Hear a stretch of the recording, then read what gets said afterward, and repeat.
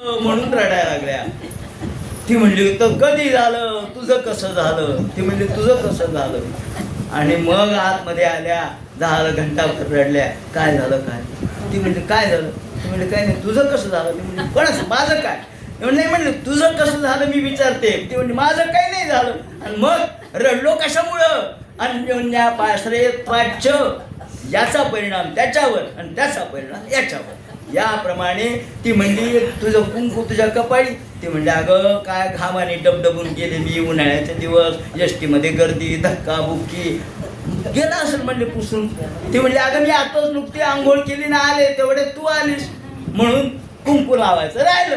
झालं म्हणजे एकमेकींचा आरोप एकमेकींनी एकमेकींवर केला आणि त्यातून दुःख झालं. सांगायचं तात्पर्य असं, ज्ञानाने मोक्ष प्राप्त होतो हा सिद्धांत आहे. शंकराचार्य म्हणतात ज्ञानानेच मोक्ष आहे. ज्ञान झालं की मग आनंद झाला. जोपर्यंत ज्ञान नव्हतं तोपर्यंत दुःखच होतं. त्याप्रमाणे ते म्हणतात ज्ञानादैव तू कैवल्यम, ज्ञानात एव तू, ज्ञानानेच फक्त मोक्ष प्राप्त होऊ शकतो, इतर कुठल्याही गोष्टींनी नाही. याप्रमाणे ते म्हणतात की हे श्रीकृष्ण म्हणतात उद्धवा, याप्रमाणे माणूस अज्ञानवश होतो आणि म्हणून बद्ध होतो. अज्ञानवश झाला म्हणून दुःख झालं आणि ज्ञान झालं तर तो मुक्त असतो. ज्याप्रमाणे पोपट जसा नळीमध्ये अडकला म्हणजे त्या पोपटाला असं वाटतं की आता नळीवर फिरणाऱ्या नळीवर पोपट बसतो आणि एकदम नळी गर्र फिरते. फिरल्याबरोबर त्याला वाटतं आपण पडू, म्हणून तो गच्च नळी पकडतो. तो गच्च पकडतो, पुन्हा वरती येतो की पुन्हा खाली येतो. नळी काही सोडत नाही. तुकाराम महाराजांनी याचं उदाहरण दिले, ज्ञानेश्वर माऊलींनी सुद्धा दिले की हा नळी असा पकडतो पण क्षणभर विसरतो की मला उडता येतंय. अरे माझ्या जवळ पंख आहेत, मला उडता येतं. ज्ञानरूपी पंख आपण विसरलो आणि अज्ञानरूपी नळीला पकडलं. त्यामुळं या संसारात गरगर गरगर गरगर फिरण्याशिवाय आपल्याला काही ज्ञान मिळत नाही. ते म्हणतात याप्रमाणे जीव हा देहबुद्धीने व्याप्त झाला आणि तो ममत्वरहित जोपर्यंत होत नाही, विदेह अवस्था प्राप्त होत नाही, तोपर्यंत मुक्त होत नाही. सावली विष्ठेवर पडली म्हणून काय झालं? माझी सावली, माझी सावली. अहो तू आणि तुझी सावली वेगळी आहे. विष्ठेवर पडली म्हणून काय झालं? ती विटाळली का? नाही. तुला असं का वाटावं म्हणून आपण ममत्व सोडा असं त्यांचं म्हणणं आहे. त्याप्रमाणे माझ्यात संसारामध्ये हे ममत्व आपण ठेवतो. संसार खरा नाही. ते म्हणतात स्वप्नो यथात्मा ख्याती संस्कृती न तू वास्तवी. हे संसार हा काही खरा नाही. अविद्येमध्ये हा प्रतिबिंबित आत्मा जीव ही उपाधी धारण करतो आणि उपाधीमुळे तो बद्ध होतो. असत्य असलेला संसार सत्य कसा वाटतो म्हणे. ज्याला समर्थ रामदास स्वामींनी सुद्धा त्यांच्या एका दासबोधामधल्या समासामध्ये उल्लेख केलेला आहे की एकदा माणसं काय करायचं म्हणून बुद्धिबळ खेळायला लागतात. आणा म्हणे डाव, चला मग बुद्धिबळ मांडतात, पट मांडतात, हत्ती घोडे, त्याचप्रमाणे सैन्य सगळं मांडतात, राजा प्रधान सगळं मांडतात. दोघांचा बुद्धिबळ सुरू झाला. करता करता करता एकाने चाल चुकवली. तुझी चाल चुकली, ही चाल अशी नाही बरोबर, तू इथं चुकवलास. नाही नाही नाही माझं बरोबर आहे. तो म्हणतो नाही नाही माझं बरोबर आहे. आणि दोघं एकमेकाशी भांडायला लागतात. इतके भांडायला लागतात की एकमेकाच्या छातीवर बसतात. भांडण खरं. अहो तुम्ही खेळतात ते सगळे पट खोटा, त्यातले हत्ती खोटे, घोडे खोटे, त्याचप्रमाणे त्याचे राजे खोटे आणि भांडण मात्र खरं. या ठिकाणी रामदास स्वामींनी म्हटलंय याप्रमाणे एकमेकांना आपण सुद्धा हे वाटून घेतो. संसार म्हणजे काय? आपण एकमेकांना वाटून घेतले सगळे पत्ते आणि वाटून घेतल्यानंतर आता डाव सुरू केलाय. जर डाव सुरू केला म्हणजे संसार सुरू केला आणि विनाकारण त्या संसारात काल्पनिक गोष्टीत आपण अडकलो आणि याप्रमाणे डावामध्ये तल्लीन होतो. रडीचा खेळ आपण खेळतो आणि भांडण होतं. जीवावर उठतो माणूस, काय तुझ्याशी जन्मभर बोलणार नाही असं म्हणून दोघे एकमेकांचे घनिष्ठ मित्र घनिष्ठ शत्रू होतात. त्याप्रमाणे अहमभावावर आरूढ होतात, अभिमानावर आरूढ होतात असं स्वामींनी रामदास स्वामींनी म्हटलंय. याप्रमाणे गारुडी हा जसा खड्याचा उपाय करतो आणि तो आपल्याला खरा भासतो, त्याप्रमाणे हे सगळं विश्व एक गारुड्यासारखं आहे. आपला डोळा झाकला म्हणून काही सूर्य झाकला गेला नाही. त्याप्रमाणे या संपूर्ण जगाकडे आपण भगवंताचं स्वरूप म्हणून पाहायला पाहिजे. मुक्त कसा वागतो, तो विषय तुच्छ कसा मानतो, हे ते सांगतात. आणि एका क्षणापूर्वी जे आपल्याला प्रिय होतं ते नंतर अप्रिय कसं होतं. एक अप्रियत्व, जरी खोटं बोललं, मी खोटं सांगितलं याच्यात माशी पडली, नाही पडली, पिऊन टाका असं म्हणलं तर दूध कोणी पिणार नाही. नाही तुम्ही म्हणलात माशी पडली, पण म्हणलो मग खरं नाही आहे. नाही, ज्या अर्थी तुम्ही म्हणलात त्या अर्थी आता मनात शंका निर्माण झाली, संशय निर्माण झाला, संशय आत्मा विनश्यते. याप्रमाणे माणूस हा श्रुती ही खरं बोलते, नाही श्रुती परवती माऊली जगा. श्रुती खरं सांगते, ज्ञान सांगते, आणि म्हणून आपण त्याच्यावर विश्वास ठेवला पाहिजे. आणि म्हणून ते म्हणतात की खोटं जरी सांगितलं तरी माणसाची पिण्याची इच्छा, विषयाची इच्छा होणार नाही. केवळ शब्दज्ञानी हा कसा, गान दुग्ध दोहाम असतींच भार्याम, माऊलींनी या ठिकाणी श्रीकृष्ण माऊली असं आपण म्हणू, त्यांनी उद्धवाला ज्ञान सांगताना आईपेक्षा अत्यंत मातृ हृदय परिप्लुप्त होऊन हे ज्ञान सांगितलंय, अंतःकरणपूर्वक ज्ञान सांगितलंय. हे उद्धवा, जे नुसते शब्दज्ञानी असतात, ज्यांना अनुभव नसतो, त्यांचं ज्ञान कसं आहे ते म्हणतात. त्यांची वाणी कशी आहे तर केवळ त्यांची वाणी निरर्थक आहे. देवाचं नाव न घेणारी जी वाणी आहे निरर्थक आहे, नुसते शब्दज्ञानी उपयोगाचं नाही. आणि म्हणून शब्दज्ञानाबद्दल एक उदाहरण या ठिकाणी आहे की वामन पंडित होते, मोठे पंडित होते, ज्ञानी होते, नाही असं नाही. यथार्थ दीपिका त्यांनी ज्ञान लिहिली आहे, गीतेवर टीका. ते या वामन पंडित नांदेडचे राहणारे, ते वामन पंडित एकदा काशीला निघाले म्हणे. काशीला दरकोस मुक्काम करत निघाले आणि एका झाडाखाली त्यांचा मुक्काम होता. खरं आहे, झाडाखाली मुक्काम. त्यांना पक्ष्याची भाषा येत होती, अनेक प्राण्यांची भाषा येत होती. आणि रात्रीच्या वेळेला मुक्काम केला आणि तिथे 2 ब्रह्मराक्षस बसले होते एका फांदीवर. ते एकमेकाशी बोलत होते. ते म्हणले मधली जागा कशाला ठेवली, ते म्हणले मधली जागा हे काय खाली आलेत म्हणले. कोण, वामन पंडित, त्यांच्यासाठी ही जागा आहे म्हणले. ते खूप ज्ञानी आहेत पण अनुभव काहीच नाही म्हणले त्यांना. असं ऐकल्याबरोबर वामन पंडिताच्या मनामध्ये परिवर्तन झालं आणि ते रामदास स्वामींच्याकडे आले. रामदास स्वामींनी सांगितलं, तुला योग्य गुरु लाभेल तिकडे जा. त्याप्रमाणे सांगायचं तात्पर्य असं की वामन पंडित ज्ञानी होते. गान दुग्ध दोहाम असतींच भार्याम. कृष्णाने उदाहरण दिले. एक गृहस्थ होता, त्या गृहस्थाने तो बिचारा लोकांच्याकडे भिक्षा मागून खायचा.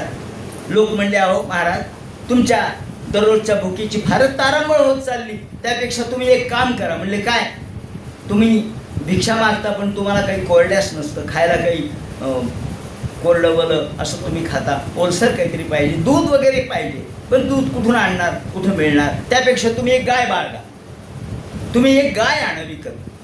बरं म्हणलं. त्यांनी गाय विकत घेतली. गान दुग्ध दोहाम असतींच भार्याम. श्रीकृष्ण म्हणतात, गाय विकत घेतली. ज्या वेळेला विकत घेतली त्यावेळेला तिची मुठ्ठी कास दिसली. काहीतरी लोक अशा पद्धतीने खोटेपणा करतात. मोठी कास दिसली, घरी आलं की सगळी कास उतरली आणि दूध काही निघेना. तिचं दूध काढायचं आणि तिलाच लावायचं, तिच्याच काशीतलं दूध काढायचं आणि तिलाच लावायचं, काही मिळालं नाही. म्हणले एक धार सुद्धा दुधाची मिळेना. अरे अरे अरे, गाय घेतली विकत, पैसे गेले, चारा घातला, पेंड घातली, सरकी घातली, पण दूध नाही.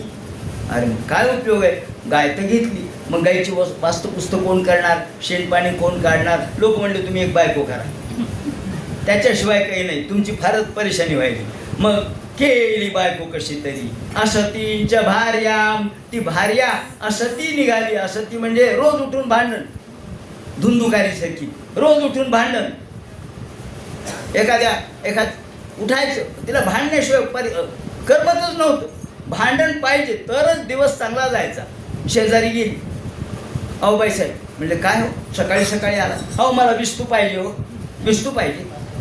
कशात घेता, टाका माझ्या पदरात. अहो पदरात जळेल ना. अहो जळेल तर माझं जळल, तुझं काय जळल. अरे बापरे, याला म्हणतात आडवं भांडण. या पद्धतीने अहो मी खरं सांगायले, पदरात कुठं विस्तू घेतात का, तुझा पदर जळल तर माझं जळल, तुझं काय जळल, टाक, पण तुला द्यायचंच नाही विस्तू. अरे काय.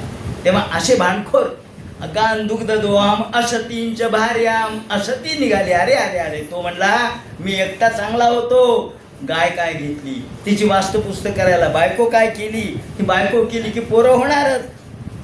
आणि मग देहम पराधीन असत प्रजांच.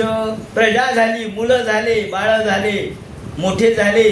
आणि ते एकाने दारूचा अड्डा टाकला, एक पत्ते खेळतोय, एक जण समाजामध्ये नुसता खून दरोडा टाकण्यामध्येच पळ. अरे अरे अरे म्हणले पोरं काही उपयोगाचे निघाले नाहीत. आणि याला झाला लकवा. अरे अरे अरे म्हणले पडला, अर्धांगवायू झाला, पडला. काय झालं म्हणले, अर्धांगवायू झाला. जागा आपल्या शयनावरून उठेना, अंथरुणावरून उठेना, उठता येईना. छोट्या छोट्या गोष्टीला मदत लागायला लागली. अरे मला जरा उठव ना, मला जायचे बाहेर, मला जरा खायचंय, मला उठून बसव. परेशान. अंगावरून वारं गेल्यावर काय, एक पूर्ण अंग वाया गेलं. आणि ते म्हणतात देहम पराधीन. पराधीन झाला जो आतापर्यंत टॅ टॅ टॅ करत होता, इकडं जा तिकडं जा, इकडं पळ तिकडं पळ, आता पळ म्हणे, कुठं पळायचं ते, बसला जागेवर. देहम पराधीन असत प्रजांच विनंत तीर्थीकृत मंग वाचम हिनामया रक्षत दुःखी दुःखी. श्रीकृष्ण म्हणतात हे उद्धवा, अशी ही भाकड गाय, भांडकुदळ स्त्री, दुष्ट अशा प्रकारचे स्वैराचारी मुलं आणि देह पराधीन झालेला आणि वाणी असं होऊन सुद्धा वाणीतून भगवंताचं नाम निघेना. ते म्हणे अरे अरे मंग वाचा. ही वाचा अमंगलपणाने नुसते शिव्या देत असेल तर त्या वाणीला काय अर्थ आहे. रामनामाविण जे तोंड ते जाणावे चर्मकुंड. नाथ महाराज म्हणतात रामनाम जर तुमच्या तोंडातून निघत नसेल तर ते चर्मकुंड आहे, काटवट आहे, काटवट. याप्रमाणे आपल्या केवळ अंतःकरणाच्या मधून भगवंताचं नामस्मरण करण्यासाठी आपल्याला तोंड दिलेलं आहे, जीभ दिलेली आहे. दादुरकेव सूत भगवन नामन घेई जम्हा अशी कशाला. त्याप्रमाणे ते म्हणतात असं सगळं पाहिलं आणि मग पैसा आत्तापर्यंत गोळा केला नाही असं नाही, पण तो सगळा पैसा वाया गेला. डॉक्टरच्या घरामध्ये गेला, तो कधी वकिलासाठी गेला, कधी डॉक्टरसाठी गेला, कधी आजारपणासाठी गेला, कधी वाया गेला, कधी चोरांनी नेला. ते म्हणतात अनाठाई पैसा गेला, सत्पात्री खर्च झाला नाही, न देवाय न धर्माय. मग काय उपयोग आहे म्हणे त्या वित्ताचा. वित्तम तीर्थीकृत अतीर्थीकृत. हां, देव धर्म कर्म काहीतरी तीर्थयात्रा केला तर त्या पैशाचा उपयोग झाला योग्य, पण विनाकारण वाया गेला तर पैसा काय उपयोगाचा. म्हणून ज्याप्रमाणे उद्धवा माणसाची स्थिती अशी आहे म्हणून सांगितलं. त्यानंतर माझा भक्त कसा वागतो ते सांगितलं. मदर्थे कर्मकर्मार्थन मदमाश्रया. हे उद्धवा माझा आश्रय तू कर, माझ्या आश्रयानेच खऱ्या अर्थाने मुक्ती प्राप्त होते. आणि भक्त हा आर्त जिज्ञासू असे भक्ताचे प्रकार सांगितलेत. हा भक्त ईश्वर स्वरूपाशी तद्रूप होतो. आणि ही भक्ती कशी संभवते तर अद्वैतामध्ये भक्ती कशी संभवते. ते म्हणतात अद्वैतामध्ये सुद्धा भक्ती आहे, कारण ज्याची भक्ती करायची तो ईश्वर आणि भक्त हे जरी आपल्याला वेगळे दिसले तरी याचं उत्तर एकच आहे. वाम सव्य दोन्ही भाग दो नावी एकची अंग. वाम आणि सव्य, उजवा आणि डावं असं जरी आपण म्हणलो तरी आपलंच अंग असतं. त्याप्रमाणे त्याला उदाहरण जैसा सुवर्णाचा नरहरी सुवर्ण हिरण्य कश्यपू ते विदारी असं उदाहरण दिलेलं आहे. हा आपण मूर्ती करतो, सोन्याचा नरहरी आहे, सोन्याचा नरहरी आहे. आणि हिरण्यकश्यप तोही सोन्याचाच हिरण्यकश्यप आणि सोन्याचाच नरहरी आहे. सुवर्ण प्रल्हाद पोटी धरी तैशी परी सद्भजन नाथ महाराजांनी म्हटलंय. त्याप्रमाणे माऊलींनी उदाहरण दिलंय अमृतानुभवामध्ये. काय देव देऊळ परिवारू की जे कोरोरी डोंगरू तैसा भक्तीचा व्यवहारू का न व्हावा. देव देऊळ परिवार.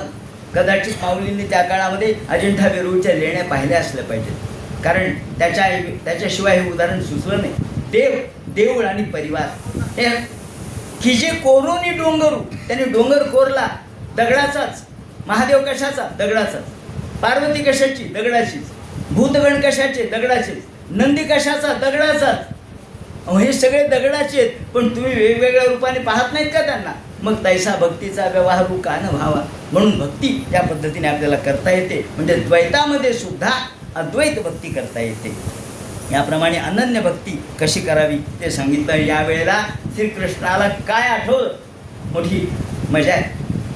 कृष्ण 10 वर्षापर्यंत गोकुळामध्ये होते आणि नंतर जवळपास आता 125 वर्षाचं कृष्णाचं वय, 1400 वर्षाचं वय, म्हणजे श्रीकृष्णाला मागचा भूतकाळ आजही आठवतोय. आणि कृष्ण म्हणतात, उद्धवा, या भक्तीचं उदाहरण तुला जर सांगायचं झालं तर यमन योगेन सांख्येन, योग, सांख्य, दान, व्रत, तप या सगळ्यापेक्षा भक्ती मला प्रिय आहे. मला बलराम प्रिय नाही, मला अक्रूर प्रिय नाही. एवढंच काय, मला माझी लक्ष्मी देखील प्रिय नाही. का? मथुरेला जातानाचा प्रसंग श्रीकृष्णाला आठवलाय. आणि कृष्ण म्हणतात, मथुरेला जाताना ह्या गोपिका, अक्रूराला त्याचा रथ अडवला अक्रूराचा, आणि जाऊ नको कृष्णा, जाऊ नको, आमचा तू बहिष्ठर प्राण आहेस, तुम्ही गेलात तर आमचं जीवन निरर्थक होईल, आम्ही मृतवत होऊ, मेल्यासारखे होऊ. म्हणून त्या ठिकाणी अनन्य प्रीतीने त्या अडवल्या. आणि हे ऐकताना त्या गोपी जशा मला समर्थक होत्या, समर्पित होत्या, मय्यर पिता मयनरोक्ताच जेता, त्याप्रमाणे तदाखिलाचारा तद्विस्मरणेने परम व्याकुलतेती. त्या गोपिका, त्यांची आठवण मला होते. त्या नगाची मला, त्या पर्वताची मला आठवण होते, त्या खगाची मला आठवण होते, त्या नदीची मला आठवण होते. म्हणून ते म्हणतात, हे केवलेन हि भावेन गोप्यो गावो नगा मृगा. गोपींना काय येत होतं? गोपींना काही येत नव्हतं, पण केवलेन हि भावेन, केवळ एका भावाने त्या मुक्त झाल्या, प्रेमाने मुक्त झाल्या. गावो म्हणजे गाई. गाईने काय केलं हो? माझ्यासाठी दूध दिलं, त्या गाईला मी मुक्ती दिली. आणि नगा मृगा, नग, हां, गोवर्धन पर्वत, ज्याला मी मुक्त केलं आणि मृगांना मुक्त केलं. का? तर केवळ प्रेमासाठी. म्हणून गा अर्जुना वेगळी आली प्रतिमा, एरवी काय प्रेमा अनुवादू असे. ज्याप्रमाणे त्या व्रजांगणाची निजे मज मिनली या काय माझे स्वरूपन होती की, हे उदाहरण माऊलींनी दिलेलं आहे. त्याप्रमाणे मग उद्धव संभ्रमित होतो. तो म्हणतो, अरे कर्म की ज्ञान काय श्रेष्ठ आहे? तुम्ही भक्ती म्हणता, मग भक्ती कशी करायची? अक्षर ब्रह्माचं स्वरूप सांगितलं, अवकाशातील सूक्ष्म उष्मा कसा आहे ते सांगितलं, उपाधी भेदानं त्याची विविधता कशी येते ते सांगितलं, शुद्ध जीव कसा आहे ते सांगितलं. बीज एकच आहे आणि त्याला वृक्ष होतो, त्याचे फळं येतात, फुलं येतात, पानं येतात, आणि पुन्हा बीजांचा समूह येतो. आधी बीज एकले, आपण म्हणतो ना, आधी एकटं बीज असतं, मग ते बहरतं, मोठं होतं, त्याचे झाडं होतात, झाडाला फळं येतात, पुन्हा त्यातून बीज येतं. त्याप्रमाणे बीजात वृक्ष आहे का? कारणात सूक्ष्म रूपाने कार्य असतं, त्याला सत्कार्यवाद असं म्हणतात. तेव्हा कारणामध्ये कार्याचं अस्तित्व. म्हणून बीजामध्ये वृक्ष आहे का? याचं उत्तर आहेच द्यावं लागेल ना. मग कुठं दिसतंय मला? अहो, दुधात तूप आहे का? याचं उत्तर आहेच आहे. मग दाखवा. लोक म्हणतात ना, देव दाखवा. कुठे? दाखवा. अहो दाखवा. दुधात तूप नाही का? आहे. मग दाखवा. थांबा. मग त्याला दुधाला तापवा. तापवा म्हणजे त्याला तप्त करा. कशाने? या सगळ्या योग मार्गाने. त्याचप्रमाणे तपश्चर्येने, तप म्हणजे तपश्चर्या. आधी तपश्चर्या तापवा, मग तापल्यानंतर साई येईल, मग ते थंड होऊ द्या, मग त्याच्यानंतर ते त्याच्यामध्ये विरजण टाका. त्या ठिकाणी दूध मुराले स्वभावे त्याची दही, मग दही होईल, मग त्याचं ताक होईल, मग तुम्ही घुसळा, मंथन करा. मंथन केल्यावर त्यातून लोणी निघल, मग लोण्याला पुन्हा तापवा आणि तापवल्यानंतर मग कडकड झालं की तूप दिसेल. का? ही सगळी प्रक्रिया आहे, ही सगळी आध्यात्मिक प्रक्रिया आहे. याप्रमाणे आपल्याला शम, दम, उपरती, तितिक्षा, समाधान, शांती, श्रद्धा, मग श्रद्धावाम लभते ज्ञानम, याप्रमाणे आपण येतो. आणि मग परिणामवाद त्यांनी सांगितला. संसार वृक्षाचं रूपक सांगितलं. गीतेमध्ये 15व्या अध्यायामध्ये हा संसाराचं रूपक आहे तसं सांगितलं आहे. हे पुरातन असणाऱ्या या झाडाला कर्माची फळं येतात. 2 फळं आहेत. एक हे फळ सुख आणि दुःख, हे 2 फळं या संसाराला येतात. मोक्ष आणि मुक्ती, मुक्ता फळ आहे. वृक्षाला बीज आहे, मूळ आहे, नाल आहे.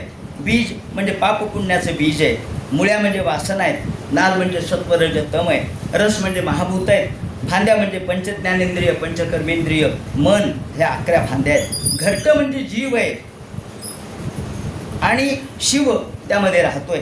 साल वातपित्त कफाची आहे, फळं सुखदुःखात्मक आहेत आणि ब्रह्मांड व्यापक असे हे वृक्ष आहे.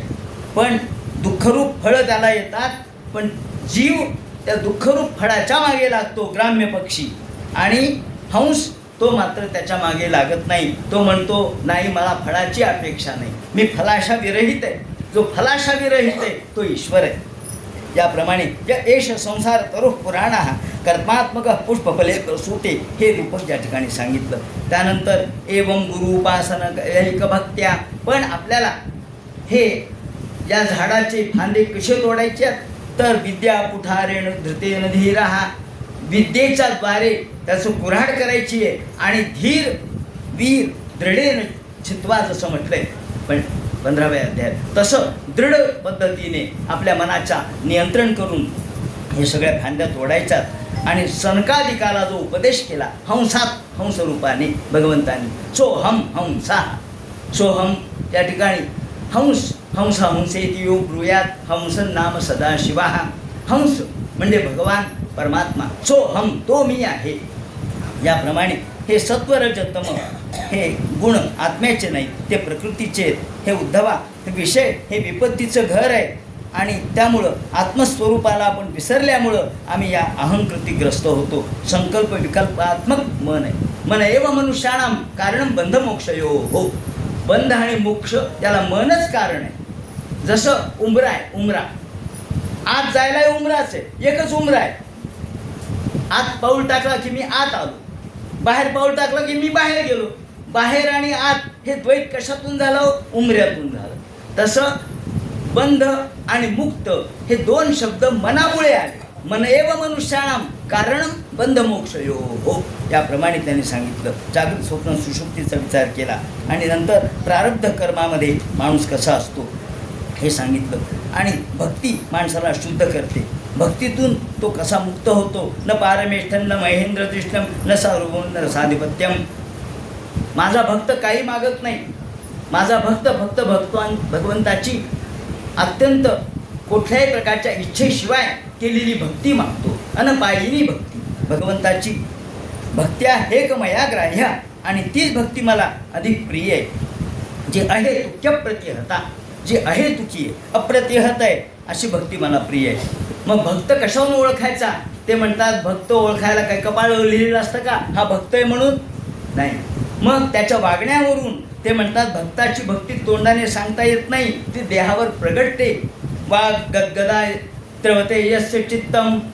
ज्याची वाणी भगवंताचं नामस्मरण घेतलं की ज्याच्या अंगावर रोमांच उभे राहतात, अष्टसात्विक भाव जागृत होतात. वाग गदगदा द्रवते यस्य चित्तम. त्याचं मन चित्त द्रवीभूत होतं. भक्ती म्हणजे काय, भक्ती या ठिकाणी नारद भक्ती सूत्रात सांगतात. मोठ्या महाराजांनी या ठिकाणी सांगितलंय की द्रवीभूतता, द्रवीभूतता म्हणजे भक्ती. आणि म्हणून नारद भक्ती सूत्राचं विवरण करताना आपल्याला देगलूरकर महाराज सांगतात की द्रवीभूत अंतःकरण म्हणजे भक्ती. अंतःकरणाला पाझर फुटला पाहिजे तर भक्ती. दगडासारखं मन नको आहे. म्हणून ते म्हणतात वाग गदगदा द्रवते यस्य चित्तम. भगवंताचं नाव घेतलं की ज्याच्या डोळ्यातून अश्रुधारा यायला पाहिजेत. अहो राम परिसता श्रवणी अश्रुधारा नयनी. आणि हृदय सात्विक अशा प्रकारच्या गोष्टींनी भरलं पाहिजे. आणि मग त्याचे न विचारावे याती कुळ श्रुती अथवा चांडाळ. त्याची याती काय, त्याचा कुळ काय, त्याचं गोत्र काय. या ठिकाणी कबीर म्हणतात ना की अरे जातीनं पूछो साधू की पूछ लीजिए ज्ञान. जाती काय विचारता साधूची, पण आज सगळे लोक साधूच्या जातीमध्येच व्यस्त आहेत. जाती न पूछो साधू की पूछ लीजिए ज्ञान. मोल करो तरवार का रहन दीजिए म्यान. और म्यान कोणाची, शेवटी कशाची म्यान असते, कातड्याची म्यान असते. तशी ही कातड्याची म्यान सगळ्यांचीच आहे, पण अंतःकरणातलं ज्ञान म्हणजे तलवार आहे. असो, याप्रमाणे भगवंताचं वर्णन त्यांनी केलेलं आहे, भक्ताचं वर्णन त्यांनी केलेलं आहे. आणि यथाग्निना हे ममलंज हाती. भगवान म्हणतात हे उद्धवा, ज्याप्रमाणे अग्नीमध्ये आपण सुवर्ण टाकलं म्हणजे त्या सुवर्णातले जे हिणकसपणा आहे तो नष्ट होतो, तसा ज्ञानरूपी अग्नीमध्ये जर भक्त राहिला तर भक्ताच्या अंतःकरणामधलं जे वाईट अशा प्रकारच्या गोष्टी असतात, कर्मानुशय जे असतात माणसाचे, ते नष्ट होतात. आत्माच्या कर्मा स्वयं विधूय मद्भक्ती योगेन भजते. माझ्या भक्तीनं सगळं अघ नष्ट होतं, पाप नष्ट होतं. याप्रमाणे त्यांनी उदाहरण दिलं आणि पुढे ते म्हणतात की असा योग आणि ध्यान याचं उदाहरण पुढे ते सांगतात। योग आणि ध्यानाचं उदाहरण सांगत असताना पुढे त्यांनी विभूती योग सांगितला आहे। जसं आपल्या गीतेमध्ये विभूती योग आहे 10व्या अध्यायामध्ये, तसं इथे विभूती योग सांगितला आहे। परकाया प्रवेश कसा त्याला प्राप्त होतो ते सांगितलं आहे। आणि लोके व्यवायामशमध्ये सेवा ब्राह्मणस्तु ते देहोयम क्षुद्र कामाय नेष्यते हे ते सांगतात। आणि माणसाने कसं वागावं, क्षुद्र दृष्टीने कसं वागू नये, भिक्षान्न सेवन कसं ठेवावं हे सांगतात। त्यानंतर गुरु कसा असावा, गुरु कर्णधार, गुरु हा कर्णधार आहे। गुरु अहो 1.25 रुपया दिला बाईम्या गुरु केला असा गुरु नको। ऐसे गुरु अडक्याचे 3 मिळाले तरी करू नये, स्वामी म्हणतात रामदास स्वामी। असे गुरु अडक्याचे 3 मिळाले तरी करू नये। एक गुरु महाराज होते, ते म्हणतात शिष्य वृत्तापहारकः, गुरु कसा असावा तर सद्गुरु असावा। सद्गुरु हा सद्गुरु कसा असतो ते म्हणतात सद्गुरु हा ज्ञानेश्वरांनी वर्णन केलेल्याप्रमाणे असतो। हा जर सद्गुरु भेटला नसता तर माणसं या अध्यात्माच्या मागे कसे लागले असते। आणि समाजामध्ये मात्र गुरु अनेक भेटतात, वा रे वा चांगले गुरु भेटले असं आपण म्हणतो त्यांना। तेव्हा असे गुरु कसे ते म्हणतात गुरु हा वित्तापहारकः, फक्त वित्त कसं मिळेल शिष्याकडून, वृत्तापहारकः पाहिजे, त्याच्या अंतःकरणातले ताप नष्ट केले पाहिजेत, पण ते वित्तापहारक आहेत। एक गुरु होते, ते आले शिष्याकडं, शिष्याने त्यांची पूजा अर्चा केली, अर्घ्य पाद्य विष्ठराने हार घातला, सगळं केलं, नमस्कार केला। नमस्कार केल्यानंतर गुरु म्हणतात आज आहे शुभ घडी, बाबा आज पौर्णिमेचा दिवस आहे, शुभ घडी आहे। मग गुरु म्हणतात शिष्या आज शुभ घडी आहे, मग काय पाहिजे ते म्हणतात देईजे। त्याच्याजवळ एक काठेवाडी घोडी होती 50,000ची। या ठिकाणी दक्षिणा देईजे घोडी, शिष्य म्हणलं 50,000ची काठेवाडी घोडी गुरुनी मागितली। शिष्य महाबदमाश होता, तोही गुरुच होता, गुरुचा गुरु होता तो। शिष्य हात जोडले शिष्यानी, म्हणजे महाराज हरकत नाही, तुम्हाला दक्षिणा म्हणून ही काठेवाडी घोडी देतो 50,000ची, पण म्हणले काय मग प्रसाद देईजे शाल जोडी। याच्या अंगावर ₹1,00,000ची शाल जोडी होती, काश्मीरहून आणली। बाबा प्रसाद देईजे, मला त्याचा प्रसाद द्या ना तुमची शाल जोडी। असे जर गुरु आणि शिष्य असतील तर ते काही उपयोगाचे नाहीत। ते म्हणतात असे गुरु उपयोगाचे नाहीत। ज्याप्रमाणे श्रीकृष्ण सांगतात देह माणसाने शुद्ध केला पाहिजे, देह शुद्ध, मन शुद्धी, प्रत्येकाची शुद्धी सांगितली, द्रव्य शुद्धी सांगितली, वाणीची शुद्धी सांगितली। कर्माची शुद्धी कशाने होते, कर्माची शुद्धी भगवदर्पण वृत्तीने होते। तत्सत श्रीकृष्णार्पणमस्तु म्हणलं, सगळ्या कर्माची शुद्धी झाली, त्या कर्माचं आपल्याला लिप्तता लागत नाही आणि त्यामुळं मदर्पण वृत्तीने कर्माची शुद्धी होते। याप्रमाणे त्यांनी वर्णन केलं, वैष्णवत्व सांगितलं। भीष्माचार्याकडून जे ज्ञान घेतलं होतं ते म्हणे यद त्या देवव्रत मुखात श्रुतम, जे देवव्रताच्या तोंडून मी ऐकलं युधिष्ठिराला सांगत असताना ते मी तुला सांगतोय, म्हणून योगाचं वर्णन केलं, यमनियमाचं वर्णन केलं। आणि मग त्या ठिकाणी उद्धव म्हणतो देवा यम कशाला म्हणायचं, नियम कशाला म्हणायचं, शमदम कशाला म्हणायचं, स्वर्ग कशाला म्हणायचं, नरक कशाला म्हणायचं, अनेक प्रश्न विचारले। स्वभाव कशाला म्हणायचं, शौर्य कशाला म्हणायचं। ते म्हणतात स्वभाव विजय शौर्य, हा जो स्वतःवर विजय मिळवतो त्याला शूर म्हणायचं। त्याप्रमाणे सत्यम मनोहारीचे दुर्लभम बचाहा, शब्द कसे वापरावेत माणसाने हे त्यांनी सांगितलं। दान कशाला म्हणायचं, आणि शेवटी ते म्हणतात कर्मातली अनासक्ती ही श्रेष्ठ आहे। स्वर्ग म्हणजे काय आणि नरक म्हणजे काय, कृष्णाने खूप वास्तववादी पद्धतीने सांगितलंय। ते म्हणतात स्वर्ग म्हणजे काय, स्वर्ग सत्वगुणाचा उदय झाला आपल्या मनात, समजायचं मी स्वर्गात आहे, आणि वाईट गोष्टी आपल्या मनात आल्या की समजायचं नरकात आहे। ते म्हणतात स्वर्ग स्वत्व गुणोदया आणि नरक तमोन्नाहो, राग आला, द्वेष वाटला, समजायचं आपण नरकात आहे, आपल्या जवळच आहे। अत्रैव स्वर्गो नरकः अत मात्र प्रचक्षते, कपिलाचार्य म्हणतात ना आईला, अगं स्वर्ग आणि नरक इथंच आहे आई, दुसरीकडे कुठं नाही आहे। तेव्हा या पद्धतीने दारिद्र्याचं वर्णन ते करतात। आणि मग या ठिकाणी भगवंतांनी 2 पद्धतीने गोष्टी सांगितल्यात. न स्ववृत्ती कथंचन. श्रीकृष्णाने एकतर काम आणि अर्थ, अर्थ आणि काम हे दोन गोष्टी माणसाला स्खलित करणारे आहेत. अर्थ आणि काम. अर्थामुळं माणूस स्खलित होतो आणि कामामुळं स्खलित होतो. त्यासाठी कदर्यू ब्राह्मणाची कथा सांगितली. कदर्यू ब्राह्मण, एक ब्राह्मण होता. कदर्यू म्हणजे अत्यंत ज्याला पैसा पैसा पैसा करणारा, कोणासाठीही रुपया खर्चणार नाही, फक्त आपल्याजवळ सगळ्या पैशांचा साठा करून ठेवला. एवढा साठा झाला की कुबेरा इतकी संपत्ती त्याच्याजवळ. पण बायका पोरं सगळे उपाशी. कोणाला कधी कपडे नाही, कधी लत्ते नाही, कधी दिवाळी नाही, कधी दसरा नाही, कधी रंग आपल्या घराला दिला नाही, रंगोटी केली नाही, कधी पक्वान्नाचं जेवण नाही, कधी धोंडेवान नाही, कधी धोंडे जेवण नाही. सगळे म्हणले जावय. म्हणले काय हो, कधी बोलवतो का सासरा? म्हणले कधीच नाही. काय करायचंय मग? एवढा मोठा कुबेरा इतकी संपत्ती आहे. मेवणा चालको बुद्धिनाशका. चालक मेवणा एके दिवशी आपल्या बहिणीकडे आला. काय ग बहीण ताई, काय तुझी अवस्था आहे? काय नेसली? म्हणले जुने फाटकं फाटकं वस्त्र नेसली. म्हणले काय करू? पतिराज पैसा पैसा म्हणले आड भरून ठेवलेत. हा, आडाला कुलप लावून ठेवले. बापरे. म्हणले पोरांची काय अवस्था आहे? फुटाणे खातात, लाह्या खातात, मुरमुरे खातात, पण जेवण करत नाहीत. काय नुसतं पोट पुढं आलेलं, सगळे डोळे खोल गेलेले. काय पोरांची अवस्था आहे? नागे उघडे राहतात. काही नाही. म्हणले कुठे किल्ली? म्हणले किल्ली कुठली? स्वतःजवळ कमरेला बांधून गेले. कुठे गेले? भिक्षा मागायला. वा वा. म्हणले एवढे पैसा असून. हो. कदर्यू ब्राह्मण याप्रमाणे त्यांनी म्हणले काही नाही, आपल्याला किल्लीची गरज नाही, फोडू आपण. त्यांनी सगळा आड फोडला आणि जे पैसा बाहेर काढला, पैसा काढल्याबरोबर जागा म्हणले हे पैसे घेऊन जा, सोनाराच्या दुकानात जा, तुला काय सोनं नाणं खरेदी करायचं ते कर. 11 वाजलेच होते. गेले सोनाराच्या दुकानात. काल शनिवारचं बंद होतं, पण आज उघडं.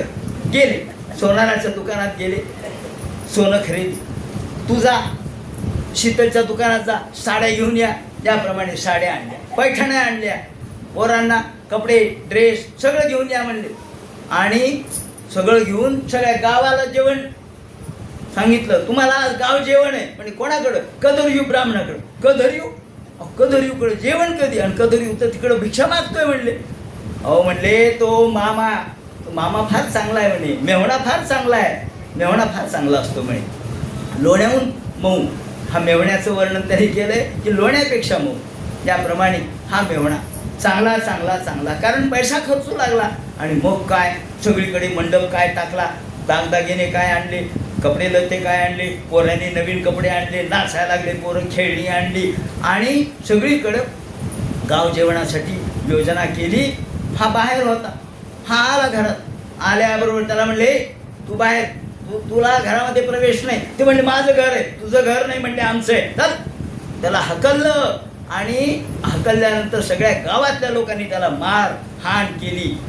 तो जे काही त्याला मिळालेलं होतं भिक्षांना ते नदीवर जाऊन खायला, तर पोरांनी त्याच्यावर विष्ठा टाकली, कोणी मूत्रसंचन केलं आणि तो म्हणला अरे अरे अरे अरे. आणि मग मात्र त्याला जे दुःख झालं त्याचं वर्णन त्यांनी केलंय भिक्षुगीत. कृष्णाने सांगितलं हे उद्धवा, अरे अरे एवढं कष्ट करून मी संपत्ती जमवली पण काही उपयोग झाला नाही. अर्थस्य साधने सिद्धे उत्कर्ष रक्षणे दे नाशोपभोग आयास त्रास चिंताबळ मुंद्रणाम. त्या ठिकाणी ते म्हणतात 15 प्रकारचे अनर्थ एका पैशाने होतात. एक पैसा मिळविता नाही दुःख, खर्चता नाही दुःख, ठेवल्यावरही दुःख. पैसा हा दुःखदायक आहे. त्याप्रमाणे मन कसं आहे ते म्हणतात मनोवशेन्ये हे वस्मदेवा मनश्च नान्यस्य वशं समेती भीष्मो हि देव सहज सह्यान युंजान्वशेतम सैदेव देवा. हे मन अत्यंत भयानक आहे. या मनावर माणसाचं नियंत्रण असलं पाहिजे. असा वैराग्य संपन्न विचार झाला आणि तो विरागी झाला. त्या ठिकाणी या कदर्यू ब्राह्मणाच्या कथेतून कृष्णाने सांगितलं विराग माणसाने कसा माणसाच्या मनात निर्माण झाला पाहिजे. शेवटी वैराग्य कसं झालं पाहिजे. हा ब्राह्मण शेवटी निघून गेला. विषयाच्या नादी लागून कशी हानी होते हे ऐल राजाच्या कथेतून सांगितलं. पुरुरवा उर्वशीची कथा आपण नवमस्कंदात पाहिलेली आहे. श्रीकृष्णाने पुन्हा त्याचं उदाहरण दिलंय आणि कृष्ण म्हणतात उद्धवा पूर्वजांचं उदाहरण ज्याला ऐतिह्य म्हणतात बरं का. ऐतिह्य म्हणजे पूर्वजांनी काय केलं, चांगलं केलं असेल तर ते घ्यावं, वाईट केलं असेल ते घेऊ नये.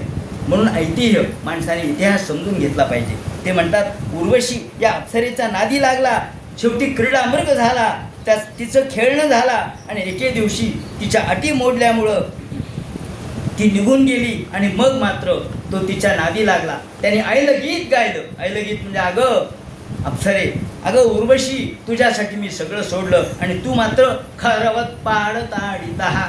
खरावत, खर म्हणजे गाढव. लाथोनी फोडी नाकाडे, माऊलीने शब्द वापरलाय.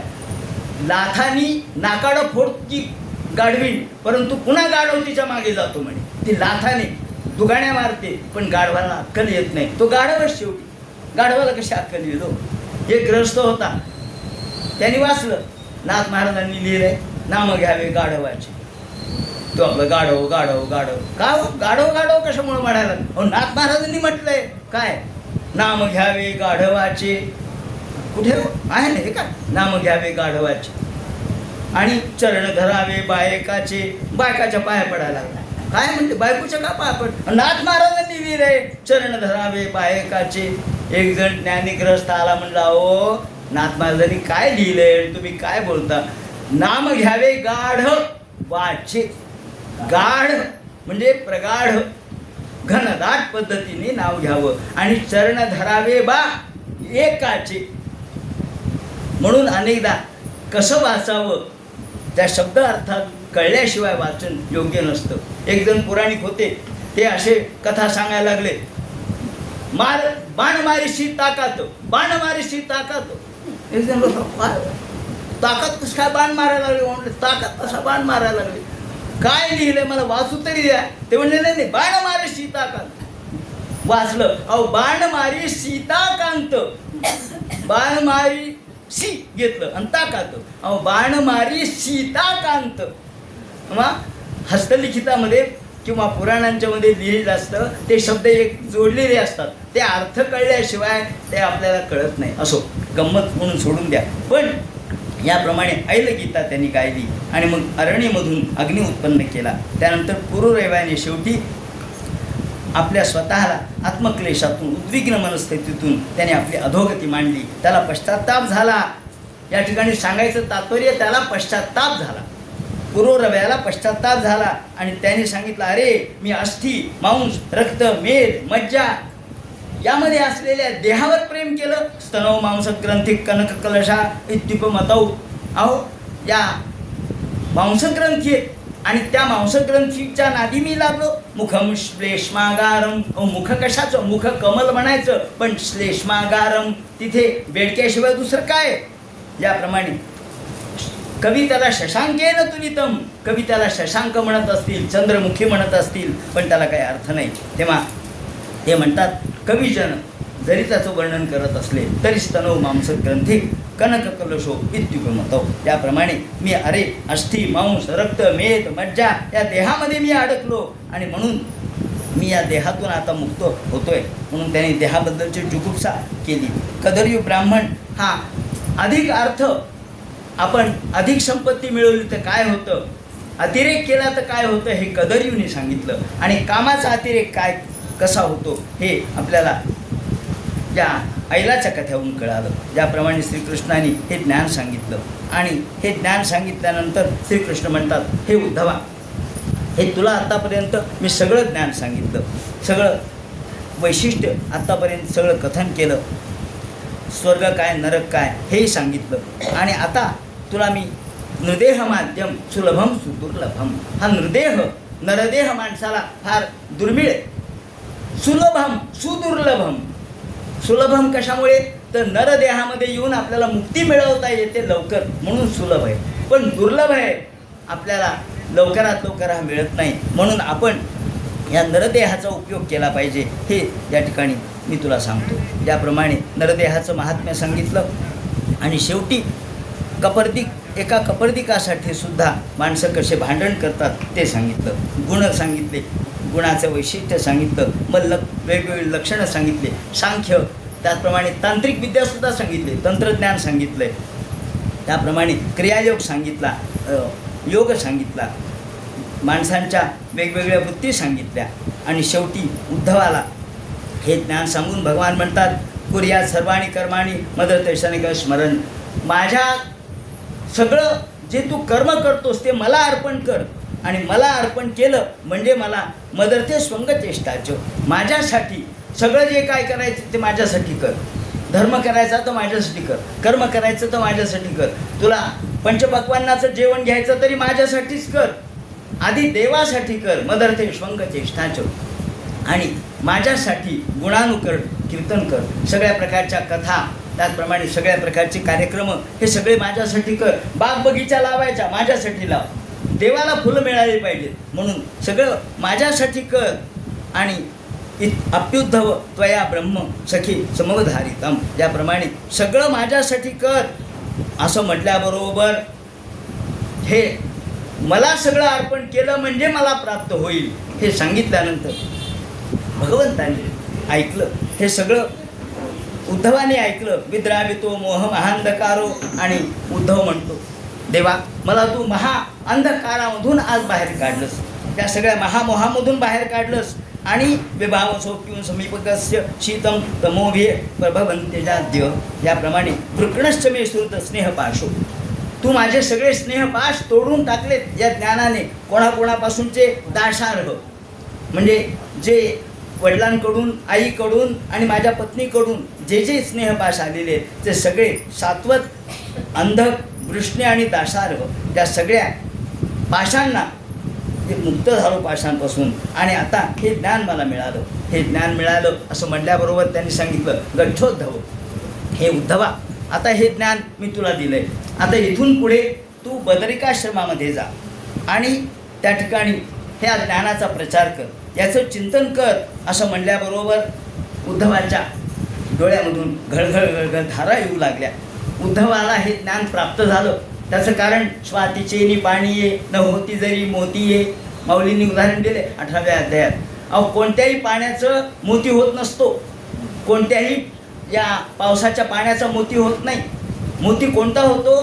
जे स्वाती नक्षत्रावर पडतं आणि ते शिंपल्यात पडतं त्याचा मोती होतो. हे स्वाती नक्षत्रावरचं पाणी म्हणजे गोपालकृष्णाचे शब्द आहेत. आणि अंतःकरण उद्धवाचं म्हणजे या शिंपल्याप्रमाणे, आणि म्हणून त्याचा मोती झाला, मोती बनला. श्रीकृष्णाने सांगितलं आता तू बदरिकाश्रमात जा आणि या ज्ञानाचं चिंतन कर, मनन कर, हे ज्ञान तुला उपयोगी पडेल असं म्हटल्याबरोबर त्या उद्धवाने श्रीकृष्णाला नमस्कार केला. डोळ्यातून घळघळ अश्रू येऊ लागले, अंतःकरण जड झालं. त्याचे शब्द त्याच्या ओठामधून निघेनार आणि भगवंताला पाय पडल्यानंतर सांगितलं देवा हे मी चाललोय खरा, पण मला तुमचे चरण द्या. भगवंताने आपल्या खडावा पादुका त्याला दिल्या. त्या पादुका त्याने डोक्यावर घेतल्या. मला वाटतं तेव्हापासूनच संत जे पादुका घेऊन निघतात वारीला, हे पादुका घेऊन हा उद्धव निघालाय. डोक्यावर पादुका घेतल्या आणि उद्धव त्या ठिकाणी भगवंताचं नामस्मरण करत करत करत करत निघाला. इकडे श्रीकृष्ण पिंपळाच्या झाडाखाली बसलेले, उजव्या गुढघ्यावर डावा पाय ठेवलेला होता आणि शांत चिंतन करत बसले होते. भगवंतानी आपल्या अंतःकरणामध्ये आता निर्मम निरहंकार वृत्तीनं फक्त सत्वचिंतन करायला सुरुवात केली. तेवढ्यात व्याधाला असं वाटलं की हे हरण बालकच आहे, म्हणून व्याधाने तो जरा नावाचा व्याध त्यांनी बाण जोडला आणि बाण मारला. तो थेट श्रीकृष्णाच्या पायाला लागला. येऊन जवळ पाहतो तो अरे अरे अरे कृष्णाच्या पायाला. तो घाबरला. तो म्हणाला महाराज मला क्षमा करा. श्रीकृष्ण म्हणाले काही नाही, तुला क्षमा करायची गरज नाही, कारण तू जे केलंस ते बरोबरच केलंस, कारण करावे तसे भरावे. अरे रामावतारामध्ये मी असाच झाडाच्या आड लपून तुला बाण मारला. तू तेव्हा वाली होतास, तुला मी बाण मारला. तुझं माझं काही भांडण नव्हतं, पण मी तुला बाण मारला झाडाच्या आड लपून. पण आज तू याद आहेस आणि मी कृष्ण आहे. त्यावेळेस आम्ही राम होतो, म्हणून करावे तसे भरावे. माणसाला शेवटी आपण केलेल्या कृत्याचं प्रतिफल भरावंच लागतं, करावंच लागतं. आता उठ त्वमुत्तिष्ठ, उठ जरे उठ, आणि आता तुला स्वर्ग या ठिकाणी मी मुक्ती देणार आहे म्हणून सांगितलं. त्यानंतर तेवढ्यात दारुका आला, श्रीकृष्णाचा सारथी. त्या दारुकाला सांगितलं दारुका आता तू इथून जा द्वारकेमध्ये. आजच्या 7व्या दिवशी द्वारका बुडणार आहे, तेव्हा तू ताबडतोब जा आणि सांगा की द्वारकेत कोणीही थांबवू नका. जे कोणी थांबतील त्यांना सांगा, त्यांना तुझ्यासोबत घेऊन जायला किंवा अर्जुनाला निरोप द्या, अशा अशा पद्धतीने घटना झालेल्या आहेत म्हणून. आणि एकदम आकाशामधून जो जरासंधाच्या युद्धाच्या वेळेला जो रथ आलेला होता, जे प्रहरण आलेले होते, ते सगळे आकाशात उडून गेले. रथ, प्रहरणं, सगळ्या प्रकारचे शस्त्रास्त्र जे जरासंधाच्या युद्धाच्या वेळेला आलेले होते, ते सगळे आकाशात उडून गेले. फक्त दारुक थांबला आणि दारुकाला निरोप दिला, जा अर्जुनाला हे वर्तमान सांगा, जे कोणी राहतील त्या बायका मुलांना अर्जुनाला म्हणावं तू घेऊन जा. याप्रमाणे निरोप दिला. आणि भगवंतानी या ठिकाणी या वेळेला श्रीकृष्णाने पाहिलं की बलराम दादा हे सर्प होऊन, नाग होऊन या समुद्रामध्ये गेलेले आहेत. हे पाहता क्षणीच म्हणले की बस आता आपल्याला थांबायचं नाही. म्हणून श्रीकृष्णाने ताबडतोब विचार केला, एक निमित्त केलं, बाण लागण्याचं फक्त निमित्त केलं. आणि मग भगवंतानी आकाशामध्ये सगळे देव जमा झाले. सगळ्या देवांना वाटलं, ब्रह्मादिक देवांना, की आता आपल्याला श्रीकृष्णाची गती पाहायला मिळेल. म्हणून सगळेजण उभे राहिले. सगळेजण आकाशामध्ये गर्दी करून थांबले. आणि एवढ्यात इकडे यादवांची यादवी सुरू झाली, एकमेकांना मारू लागले.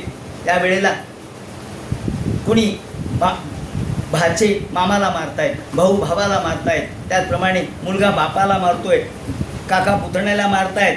मारामारी झाली. बलराम दादाला आधी असं वाटलं की यांची मारामारी सोडवावी. दादा शेवटी दादाला वाटलं मारामारी सोडवावी, पण दादा तिथे गेले, म्हणले भांडण करू नका. आता दादा एवढे मोठे, बलराम दादा शेषाचे अवतार, पण त्यांना ऐकून घ्यावं लागले, खेरेड्या तुझं काय काम आहे रे इथे, मारा रे मारा म्हणले याला.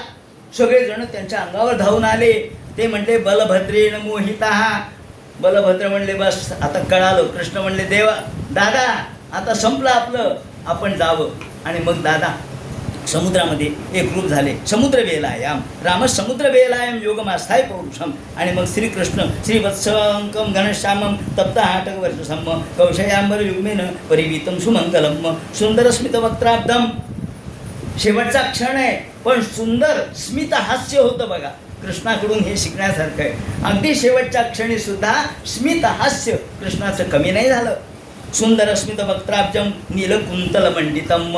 कृष्णाचे केस कलाप हे कुरळ्या प्रकारचे होते. हे कुरळे केस कलाप कृष्णाच्या डोक्यावरून गालावर रुळत होते. आणि पुंडलिका विरामाक्षम भगवंतानी न कमल नयन असणारे भगवान स्फुरण मकरकुंडलम, मकरकुंडल धारण केलेले, कटीसूत्र घेतलेले, त्याप्रमाणे सुवर्णाचे अलंकार धारण केलेले, वनमाला धारण केलेली आणि कृत्वारो दक्षिणे पाद, याप्रमाणे भगवंतानी स्वतः या विनाशी अशा प्रकारच्या जीवनामध्ये अविनाशी तत्त्वज्ञान सांगितलेलं आहे. आणि पिंपळाच्या झाडाखाली बसले. नवीन पिंपळाचं झाड नुकतंच तरुण होतं. उजव्या गुडघ्यावर डावा पाय भगवंतानी ठेवलेला होता. आणि या वेळेला आकाशामध्ये सगळे देव जमा झाले. अथ तत्र आगमत ब्रह्मा भवान्याचं समम भवा. देवा लवकरात लवकर या म्हणून वाट पाहत होते. आता भगवंत येतील. आपण आल्याबरोबर आपण म्हणू आमच्या घरी चला. मोठे माणसं आले तर आपण म्हणतो माझं घर जवळच आहे, या. इंद्र चंद्र वरुण कुबेर आपण देवाला आपल्या घरी बोलू, त्यांचं स्वागत करू म्हणून सगळे थांबले होते. तेवढ्यात भगवंतांनी योगधारणा केली. आणि दिवी दुंदुभयो नेदुर सौदामन्या यथाकाशे. आकाशामधून दुंदुभी वाजल्या, पुष्पवर्षाव झाला. गोपाल कृष्ण भगवान की जय. आणि सौदामन्या यथाकाशे यांत्या हि भ्रम हि त्वाभ्रमंडलम गतीर्न लक्षते मरते तथा कृष्णस्य दैवतैः. आणि एकदम बीज चमकल्यासारखं झालं. गपकन काय झालं, कृष्ण कुठे गेले, आले कुठे कुठे कुठे, कोणालाच काही दिसले नाही. ते म्हणतात अविज्ञात गती. कृष्णाची गती अविज्ञात, कोणालाही कळली नाही. बीज चमकल्यासारखं फक्त झालं. आणि गतीर्न लक्षते मर्त्यै. अरे मर्त्य लोकांना कृष्णाची गती कशी कळेल. अलौकिक कृष्ण होते, त्यांची गती मर्त्य लोकांना कळणार नाही. ब्रह्मा रुद्राचं दृष्टवा योगगती म्हरे हे भगवंताचं ही निर्याण कोणाला कळलं नाही. तिथून जे भगवान निघाले ते थेट पंढरपुरात आले. 2 हात कटेवर ठेवून उभे राहिले. त्याप्रमाणे श्रीकृष्णाने आता विठ्ठल रूपाने या ठिकाणी सर्वांना बौद्धावतारात दर्शन द्यायला सुरुवात केली. याप्रमाणे श्रीकृष्णाचं निर्याण सांगितलं. श्रीकृष्णाचं निर्याण सांगितल्यानंतर मग राजाच्या डोळ्यामध्ये अश्रू आले होते. आणि मग राजा म्हणाले की यानंतर काय घडलं ते मला सांगा. मग शुकाचार्य सांगतात, हे परीक्षिते, पुढे श्रीकृष्णाच्या नंतर अनेक राजे या ठिकाणी होते. चंद्रगुप्ताचं सुद्धा वर्णन या ठिकाणी केलेलं आहे. आणि त्याप्रमाणे एक ब्राह्मण असं वर्णन केलं आहे त्यांचं, की चाणक्याचं वर्णन, एक ब्राह्मण हा कशा पद्धतीने राज्य मिळवून देईल ते वर्णन केले. त्याप्रमाणे येथे किती लोक किती वर्ष राज्य करतील ते सांगितलंय. त्याप्रमाणे सौराष्ट्र हे सगळे राजे अत्यंत वाईट राहतील, ते द्वेष करणारे राहतील, शूद्रप्राय राहतील, धर्म नाही, कर्म नाही, स्नान नाही, संध्या नाही, काही अर्चा नाही, पूजा नाही, असे राहतील. आणि सिंधोस्तटम चंद्रभागाम, कुठून? सिंधू तट, या चंद्रभागा. आणि कौंतिम काश्मीर मंडलम, काश्मीरचा सुद्धा उल्लेख केला आहे. काश्मीरपासून कन्याकुमारीपर्यंत हे सगळे राजे कसे राहतील? तर लोकांचा द्वेष करणारे, भोक्षंती शूद्रा व्रात्या द्या, हे सगळे व्रात्य राहतील. व्रात्य म्हणजे कोणत्याही प्रकारचे संस्कार नसलेले, त्याला व्रात्य म्हणतात. तेव्हा म्लेच्छा सगळे धर्मकर्माच्या बाहेरचे राहतील. आणि स्त्री आणि बाल यांचा द्वेष करणारे राहतील. परदार धनादृता, दुसऱ्यांच्या बायका पळविणारे, दुसऱ्यांच्या पैशावर लक्ष ठेवणारे असे हे लोक राहतील. आणि असे राजे या पुढे कृष्णाच्या निर्याणानंतर सांगितले. त्याप्रमाणे हे पुढे काय स्थिती होईल ते सांगितलं, माणसं कसे वागतील ते सांगितलं, की पुढे न्यायव्यवस्था राहणार नाही. मग न्यायव्यवस्था कशी राहील ते म्हणतात, आवृत्त्या न्याय दौर्बल्यम, पैसा दिला म्हणजे न्याय बदलेल. काही नाही, थोडी जरी शब्दामधली जागा ठेवली तर बस, संशयाला जागा आली की बस संशयाचा फायदा घेतला की मोठा गुन्हेगार सुद्धा सुटतो. संशयाचा फायदा म्हणजे यांना माहीत असतं कुठल्या जागा कशा ठेवायच्या, रिकाम्या कशा ठेवायच्या. आणि कुठेही जाऊ द्या सुप्रीम कोर्टापर्यंत, पण उपयोग होत नाही का? अवृत्त्या. आणि दुसरी गोष्ट पैसा दिला म्हणजे सगळे न्याय बदलून जातील, असं भागवतकरांनी लिहिलं, मी मनाने सांगत नाही. अवृत्त्या न्याय दौर्बल्यम पांडित्येच्या बलंबचहा आणि विप्रत्वे सूत्रमेवही. ब्राह्मण, मी ब्राह्मण आहे, कशाहून? हे काय जाणवंय? अहो जाणवं म्हणजे ब्राह्मण का? अहो ब्रह्मजानाती ती ब्राह्मण आहात, तुम्हाला ब्रह्मज्ञान कळतं का? नाही. त्याचप्रमाणे स्त्री ते पुत्वेचे हृदय, प्रेम फक्त स्त्री आणि पुरुष यांचंच प्रेम राहील. आई वडिलांचं सुद्धा प्रेम राहणार नाही, भावाचं राहणार नाही, बहिणीचं राहणार नाही. आणि दूरे वार्यनम तीर्थम, दूरच्या तीर्थाला जातील आणि घरच्या देवाला पारशी ठेवतील. आज पूजा केली का? नाही केली. काय जायचं होतं चारधाम यात्रेला, घरचे देव उपाशीच राहिले. अरे घरच्या देवाच्या पूजेची व्यवस्था करा, जा चारधाम यात्रेला, पण घरच्या देवाच्या पूजेची व्यवस्था करून जा. म्हणून ते म्हणतात दाक्षम कुटुंब भरणम, लोक आपल्या उदर भरण्यामध्ये पटाईत राहतील. ज्याप्रमाणे केवळ ते म्हणतात दाम्पत्य विरुचिर हेतू, फक्त प्रेम स्त्री पुरुषामध्ये राहील, फक्त तेवढ्यापुरतं प्रेम राहील, वासनेपुरतं प्रेम राहील, बाकी काही राहणार नाही. आणि ही सगळी प्रजा दुष्ट होईल. कितीतरी दिवस पाऊस पडणार नाही, पाणी पडणार नाही. त्याप्रमाणे अणुप्राय सगळे घरं बंद राहतील, घरात कोणी नाही, फक्त कुत्रं भोगते, घरात कोणीच नाही. का म्हणले? त्यांनी सांगितलंच आहे. सद्म म्हणजे घर. ग्रहप्रायेषु वास्मेषु यौवनप्रायेषु बंधुषु शूद्रप्रायेषु वर्णेषु, ज्याप्रमाणे ते म्हणतात सगळे घरं रिकामी राहतील, कोणी घरी राहणार नाही, कोणी घरी थांबणार नाही. कारण या ठिकाणी जो कुटुंब व्यवस्था आहे तीच मोडकळीला येईल. त्याचप्रमाणे वर्णाश्रम धर्म तोही मोडकळीला येईल. त्याचप्रमाणे ज्याला आपण गृहस्थाश्रम धर्म म्हणतो तो राहणार नाही, कुणी कोणाला विचारणार नाही. ज्या पद्धतीने मोठमोठे लोक होऊन गेले, सगळे श्रेष्ठ होते. रावण काय कमी ताकदवान होता का? त्याचप्रमाणे लोकरावण, नमुची, शंभर, हिरण्याक्ष, हिरण्यकश्यपू सगळे होते. पृथ्वी हसते, पृथ्वी म्हणते ह्या सगळ्यांनी काय? पृथ्वीपती. मी कोण आहे? पृथ्वीपती आहे, मी भूपती आहे. पृथ्वी म्हणते मी कधीच विधवा झाले नाही, हे राजे आले आणि गेले. खरा श्रीपती हा माझा पती आहे, हे भूपती काही पती नाही आहेत. त्याप्रमाणे ते हसते. आणि रस्वकाया महाहारा, इथून पुढे जे राजे, जे प्रजा राहील, खूप खाणारी राहील, भरपूर खाणारे, पण काही काम न करणारे. आणि कटुक भाषिणा, नेहमी भांडण, शिव्या, शाप, भांडणं तणणं एवढेच राहतील. पतिम त्यक्षंती निद्रव्यम.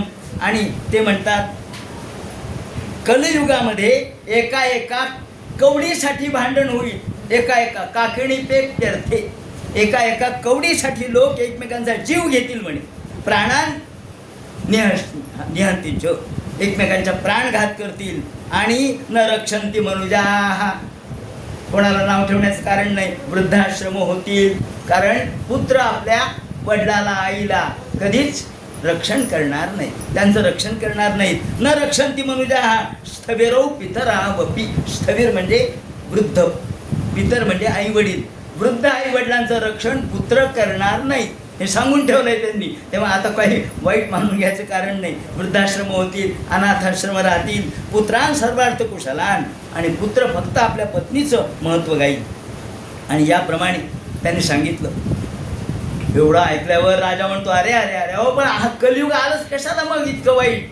असं म्हटल्यावर परीक्षित राजाला म्हणतात शुकाचार्य कलिर दोष निधे राजन. अरे राजा, कलीला किती नाव ठेवलं.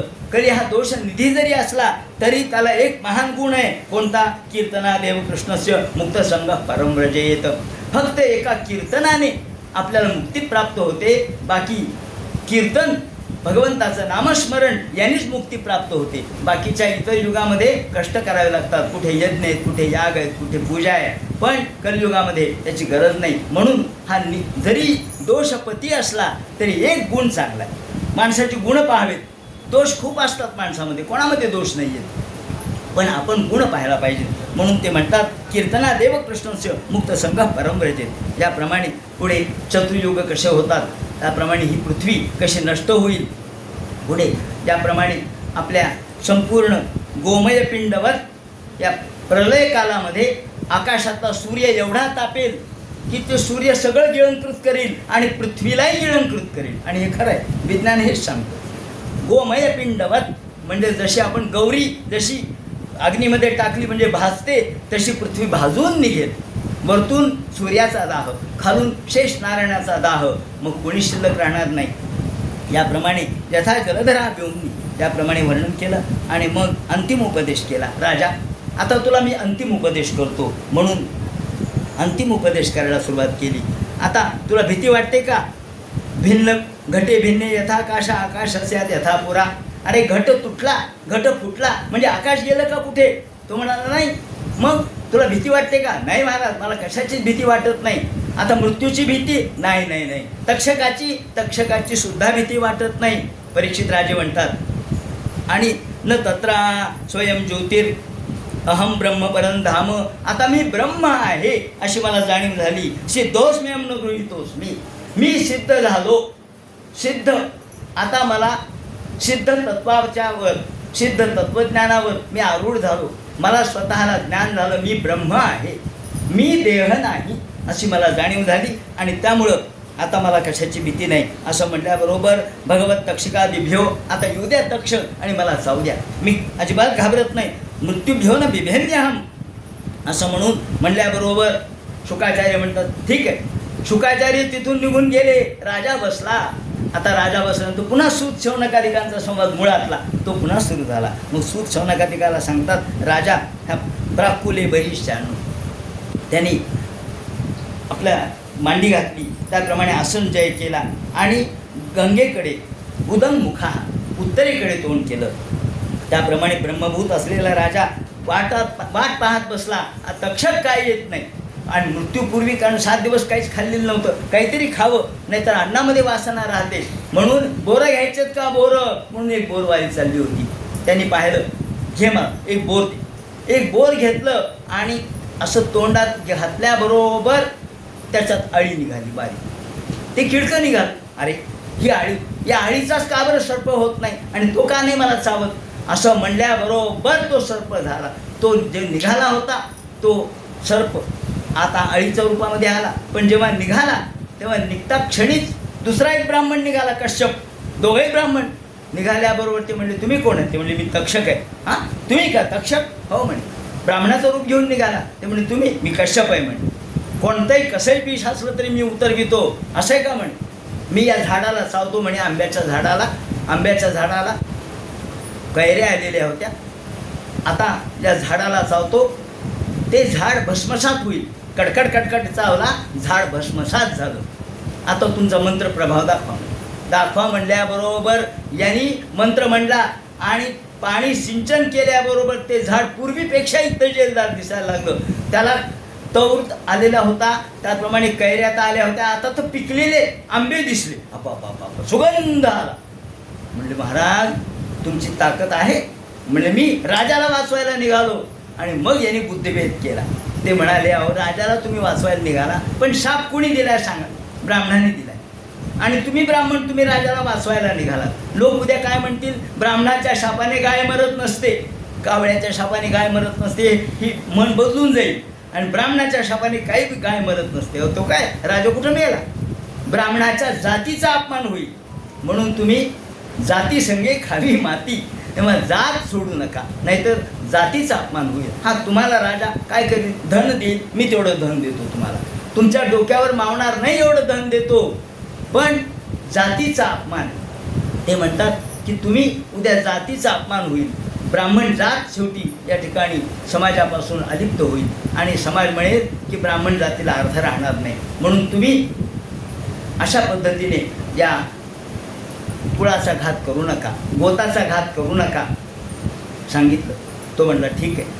त्यांनी त्याचं मन पालटून टाकलं. कश्यपाला त्यांनी भरपूर धन दिलं आणि इकडे निघाला आणि त्या अळीमध्ये जाऊन बसला. अळीच्या रूपाने अळी प्रगट झाली आणि कडकड कडकड कड चावली. त्याच वेळेला ब्रह्मभूतस्य राजर्षेर, ताबडतोब राजाचा देह त्या ठिकाणी भस्मसात झाला. गोपाल कृष्ण भगवान की जय.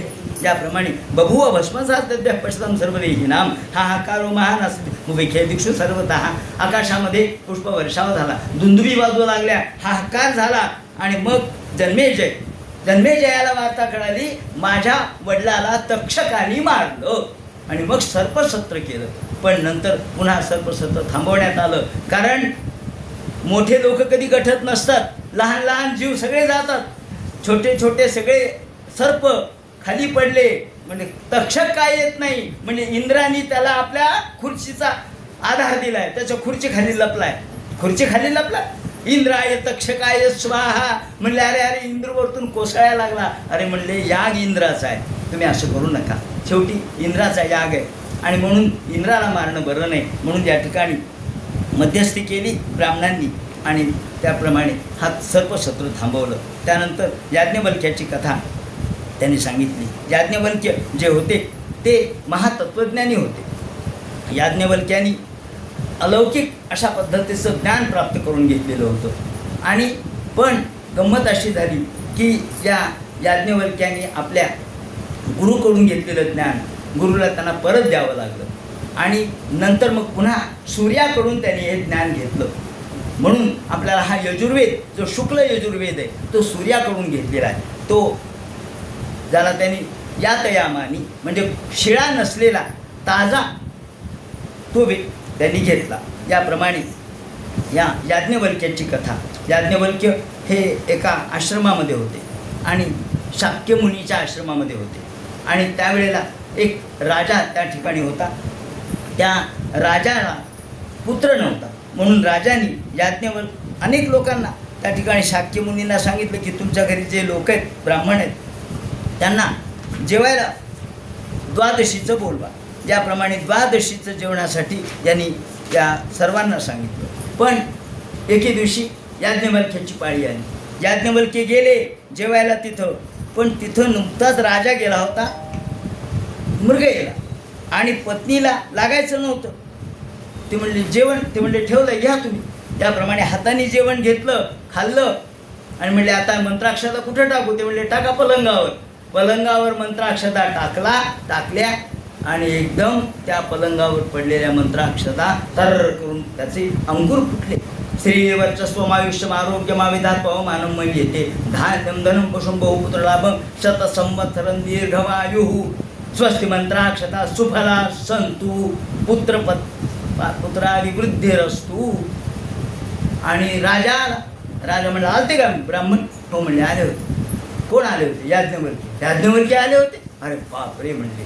आणि मग मंत्राक्षता ते म्हणे या काय पलंगावर, तर पलंगाला अंकुर फुटले. ते म्हणले बाबा बाबा. तर पुन्हा गेले, म्हणले महाराज तुमच्या याज्ञवल्क्याला पुढच्या द्वादशीला पाठवा. ते म्हणले असं होत नसतं, आता बघू, जेव्हा माझं टर्न येईल तेव्हा मी येईल, तोपर्यंत 12 वर्ष जातील. म्हणले थांबा आता 12 वर्ष. म्हणून माणसाने कधी वेळ काळ पाहावा आणि आपलं कार्य साधावं. असो, नेहमी नेहमी वेळ येत नसते, नेहमी नेहमी आपल्याला कपिला श्रेष्ठीचा योग येत नसतो. कपिला श्रेष्ठीचा योग काही साधा नाही आहे. ज्याप्रमाणे याज्ञवल्क्याची कथा सांगितली, पुढे ते म्हणतात सूत शौनकादिकाला सांगतात. याप्रमाणे प्रत्यक्ष एकदा याज्ञवल्क्याच्या कथेनंतर सूत हे, याज्ञवल्क्य कुठले होते, हे गुजरातच्या तिथले होते आणि त्यांच्या वडिलांपासून अन्नदान करण्याचा फार मोठा महात्म्य त्यांच्या घराण्यामध्ये होतं वगैरे. त्याप्रमाणे पुष्पभद्रा नदीचं त्या ठिकाणी विवरण केलं. आणि एकदा मार्कंडे हे यांनी तपश्चर्या केली आणि नरनारायण प्रसन्न झाले. नरनारायण प्रसन्न झाल्याबरोबर मार्कंडेय यांनी, मार्कंडेय महाभाग सप्तकल्पांत जीवन, ते म्हणाले काय पाहिजे. ते म्हणले काही नाही, आम्हाला तुझी माया बघायची देवा, माया बघायची.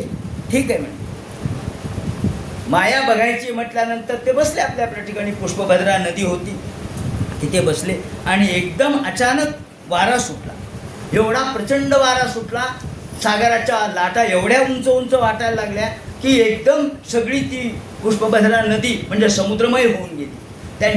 त्यांची झोपडी कुठे गेली पत्ता नाही. एकदम प्रचंड वारा सुटला आणि या वाऱ्यामध्ये संपूर्ण झोपडी तर उडाली. पुन्हा पाऊस सुरू झाला. अरे काय झालं हे, तमचंड शब्दम समुदीरयंतम, इतका मोठा वारा, इतका मोठा पाऊस धो धो धो धो धो धो पडू लागला आणि काही सुधरेना. तमस्य पारम, अंधार सगळीकडे आला, अंधार पडला, समुद्राच्या लाटा आणि समुद्रामध्ये हा तमस्य पारे पतितो भ्रमण दिशो, कुणीकडे चाललोय हेच कळेना. पोहत पोहत पोहत निघाले निघाले निघाले निघाले अयुतायुत वर्षाणाम, हजारो वर्ष गेले. म्हणजे कुठे आहेत आपण, काही कळेच ना आपण कुठं आहोत.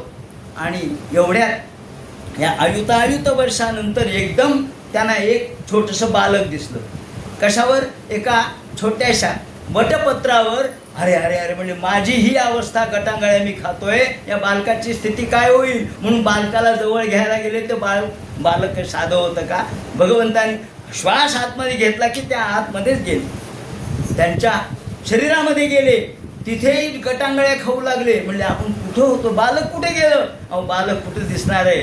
त्या ठिकाणी बालकाच्या शरीरात हे गेले आणि तिथेही हजारो वर्ष गटांगळ्या खातात. समुद्र दिसतोय, वारा दिसतोय, अंधार आहे नुसता, काही कळेना. अयुतायुत वर्षाणाम, हजारो वर्ष गेले, सहस्राणी शतानीच. आणि मग एकदम भगवंताच्या मनात आलं की अरे याला बाहेर काढावं. खूप दिवस झाले आपल्या अंगामध्ये शरीरामध्ये गेले ते मार्कंडे, यांना बाहेर काढावं. बाहेर नाकातून श्वास बाहेर टाकल्याबरोबर हे बाहेर पडले. महामर्कत श्यामम. आणि अरे दिसलं की बालक, हे बालक वटपत्र पुटे शयानम, हे मुकुंद, मुक्तीन ददाती ती मुकुंदा, हे मुकुंदावतार भगवान गोपाल कृष्ण भगवान की जय. महामर्कत श्यामम श्रीमद्वदन पंकजम. सुंदर अशा प्रकारचं रूप होतं त्यांचं, कंबुग्रीव होता. आणि पाहिलं, त्यांचं दर्शन घेतलं. पुन्हा अरे पुष्पभद्रा नदी ते इथंच आहे, मी कुठं होतो. पुन्हा ती पुष्पभद्रा नदी, पुन्हा ती हिमालयाच्या जवळची आपली झोपडी. हिमालयम पुष्पवाहंचतां नदीम निजाश्रवंतम पश्यत. अरे आपली झोपडी पुन्हा दिसायला लागली, ही नदी पुन्हा दिसायला लागली. अरे आणि मग कळालं देवा काय अलौकिक तुमची माया आहे. बस. आणि मग मात्र एकदा भगवान शंकर हे वरतून शंकर पार्वती चाललेले असताना पार्वती म्हणाली, का हो शंकरा, तुमचे हे मार्कंडेय तुमचे भक्त आहेत म्हणे, नुसते लंगोटी घालून बसलेत, त्यांना काही देत नाहीत तुम्ही. अहो आमचे भक्त पहा कसे श्रीमंत असतात.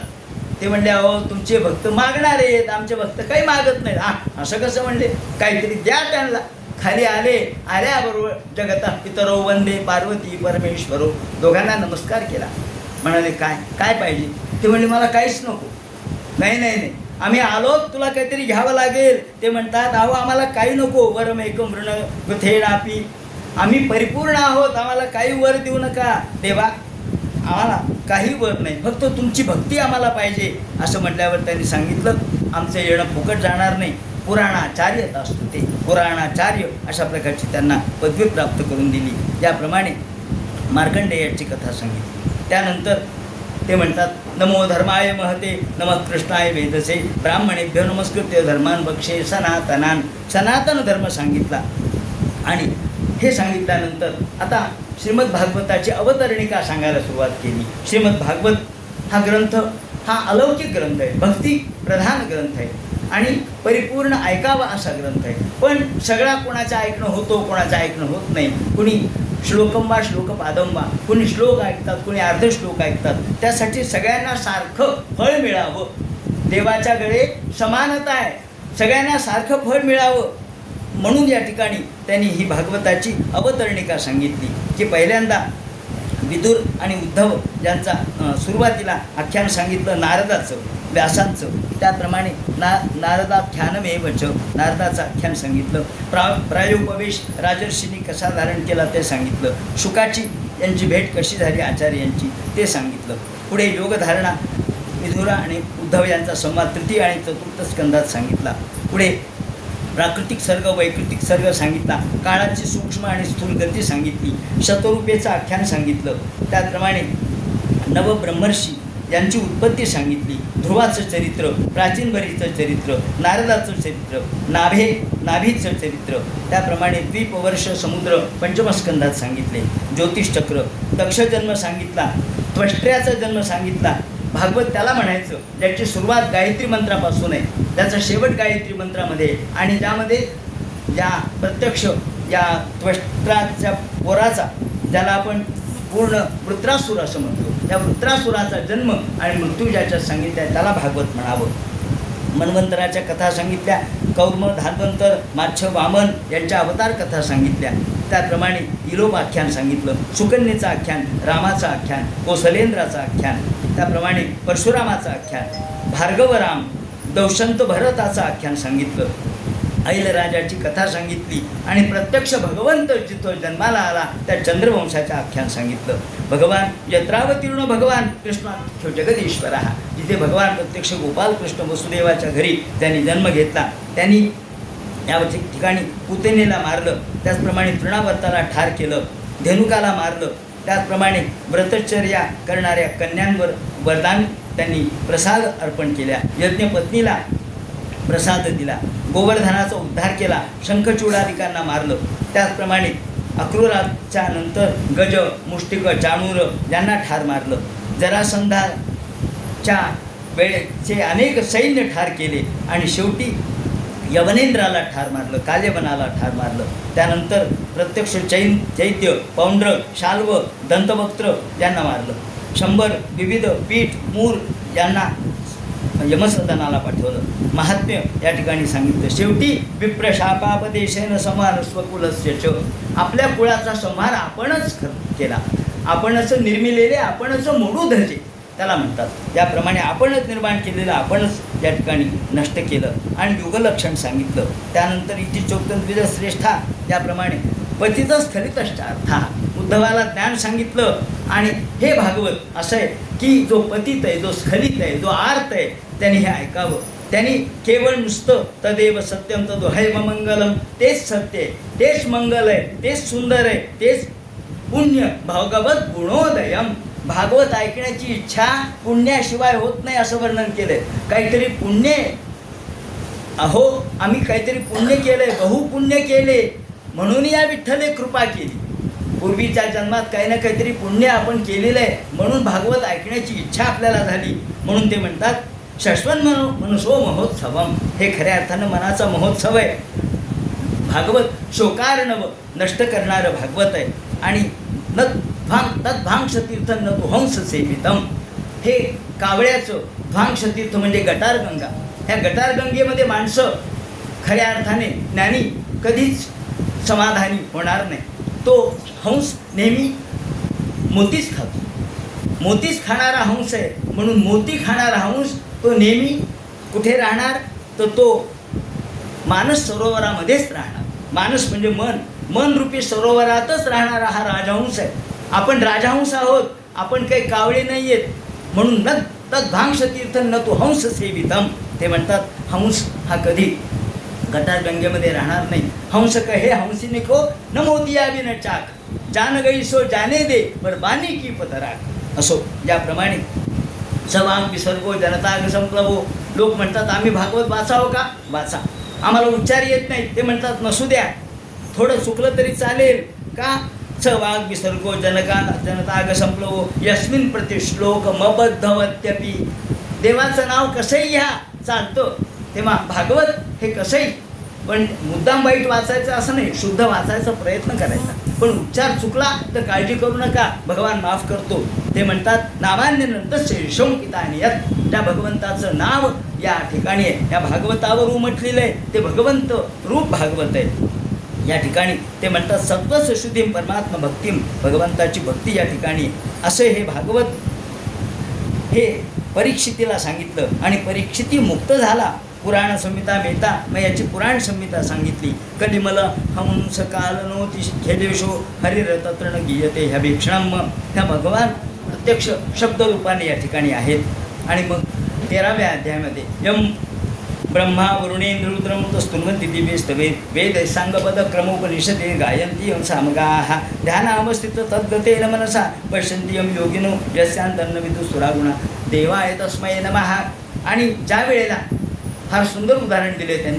ज्या वेळेला भगवंतांनी कासव रूप धारण केलं आणि आपल्या पाठीवरती मंदर पर्वत धारण केला, त्यावेळेला भगवंताला जे श्रम झाले, त्यातून जे श्वास बाहेर पडले, ते आमचं रक्षण करोत.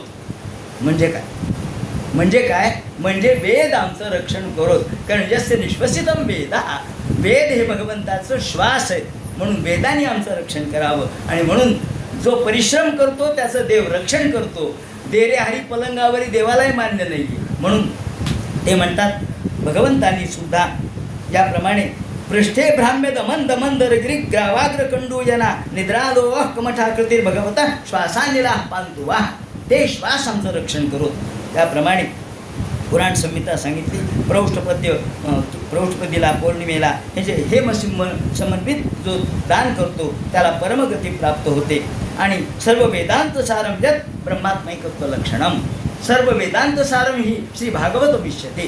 सगळ्या वेदांताचं सार कोणतं असेल? सारम सारम समुद्रत्य. सगळं सार या ठिकाणी त्यांनी सांगितलंय. आणि तत् रसामृत तृप्तस्य, या भागवत रूपी रसाने जो तृप्त झाला, स्याद्रते क्वचित नान्यत्र स्याद्रते क्वचित, त्याला दुसरं काहीच आवडणार नाही. अहो अमृताचं पान केलंय, नुकतं अमृत पिलंय आणि एकाने काकवी आणली, एवढी काकवी प्यावं म्हणलं. काकवी? अरे आत्ता अमृताचं पान केलंय, तेव्हा काकवी आवडेल का मला? काकवी आवडणार नाही. अमृताचं यत् रसामृत तृप्तस्य, जो रसामृताने तृप्त झाला तो म्हणाला मला आता बाकी काही ऐकायचं नाही, फक्त भागवत. कारण भागवत हे प्रत्यक्ष अमृतमय आहे. आणि निम्नगानाम यथा गंगा, ज्याप्रमाणे गंगेमध्ये सर्व नदीमध्ये गंगा श्रेष्ठ, वैष्णवामध्ये शंभू श्रेष्ठ, त्याप्रमाणे सगळ्या पुराणांच्यामध्ये भागवत श्रेष्ठ. यद् भागवतम पुराण ममलम यद् वैष्णवानां प्रियम यस्मिन् पारमहंसमेक ममलं ज्ञानं परं गीयते. या ठिकाणी ज्ञान, वैराग्य आणि भक्ती याचा समन्वय. म्हणून ते म्हणतात तत्र ज्ञान विराग भक्ती सहितम नैष्कर्म्यमाविष्कृतम. आणि नैष्कर्म्य सांगितलंय. नैष्कर्म्य म्हणजे या सगळ्या कर्मातून मुक्ती. आपल्याला ज्ञान कर्म संबंधित भक्तियोग जसा गीतेमध्ये सांगितला आहे किंवा ज्ञानेश्वरीत सांगितला आहे, त्याप्रमाणे नैष्कर्म्यमाविष्कृतम तच्छृण्वन, जो हे ऐकतो, विपठन, जो पठण करतो आणि जो त्याच्यावर विचार करतो तो मुक्त होतो. विचार करतो, विचार केला पाहिजे, चिंतन केलं पाहिजे. भागवत नुसतं ऐकून एका कानाने ऐकून दुसऱ्या कानाने सोडून दिलं नाही चालत. या सोनारा घरची नळी जशी इकडून इकडे गेले वारे तसं नको आहे. भागवत ऐकलं, काय ऐकलं? फक्त विनोद नाही, विनोद हे तात्पुरते असतात. विनोदाच्या पलीकडे ज्ञान ऐकलं पाहिजे. सामान्य नवती कथा विनोदी, सामान्य माणसं असतात विनोद ऐकणारे, पण ज्ञानी निवती परमार्थ बोधे, पंडित निवती पदबंधे, सामान्य निवती कथा विनोदे, ग्रंथ संबंधी जगनिबे, असं नाथांनी म्हटलंय. त्याप्रमाणे ते म्हणतात योगींद्राय तदात्मनाथ भगवद्राताय कारुण्यता तत् शुद्धम विमलम विशोकम अमृतम सत्यम पदं धीमहि. तेव्हा हे विशोक सगळे शोक नष्ट करणारं, सगळं दुःख नष्ट करणारं, सगळ्या प्रकारचं आपल्याला समाधान देणारं हे भागवत आहे. नमस्ते भगवते वासुदेवाय साक्षिणे वेदों कृपया कस्मै व्याच चक्षे मुमुक्षवे.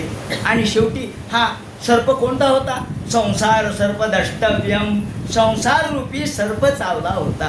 त्यातून हा विष्णुरात ममुमुचत, विष्णुरात मुक्त झाला.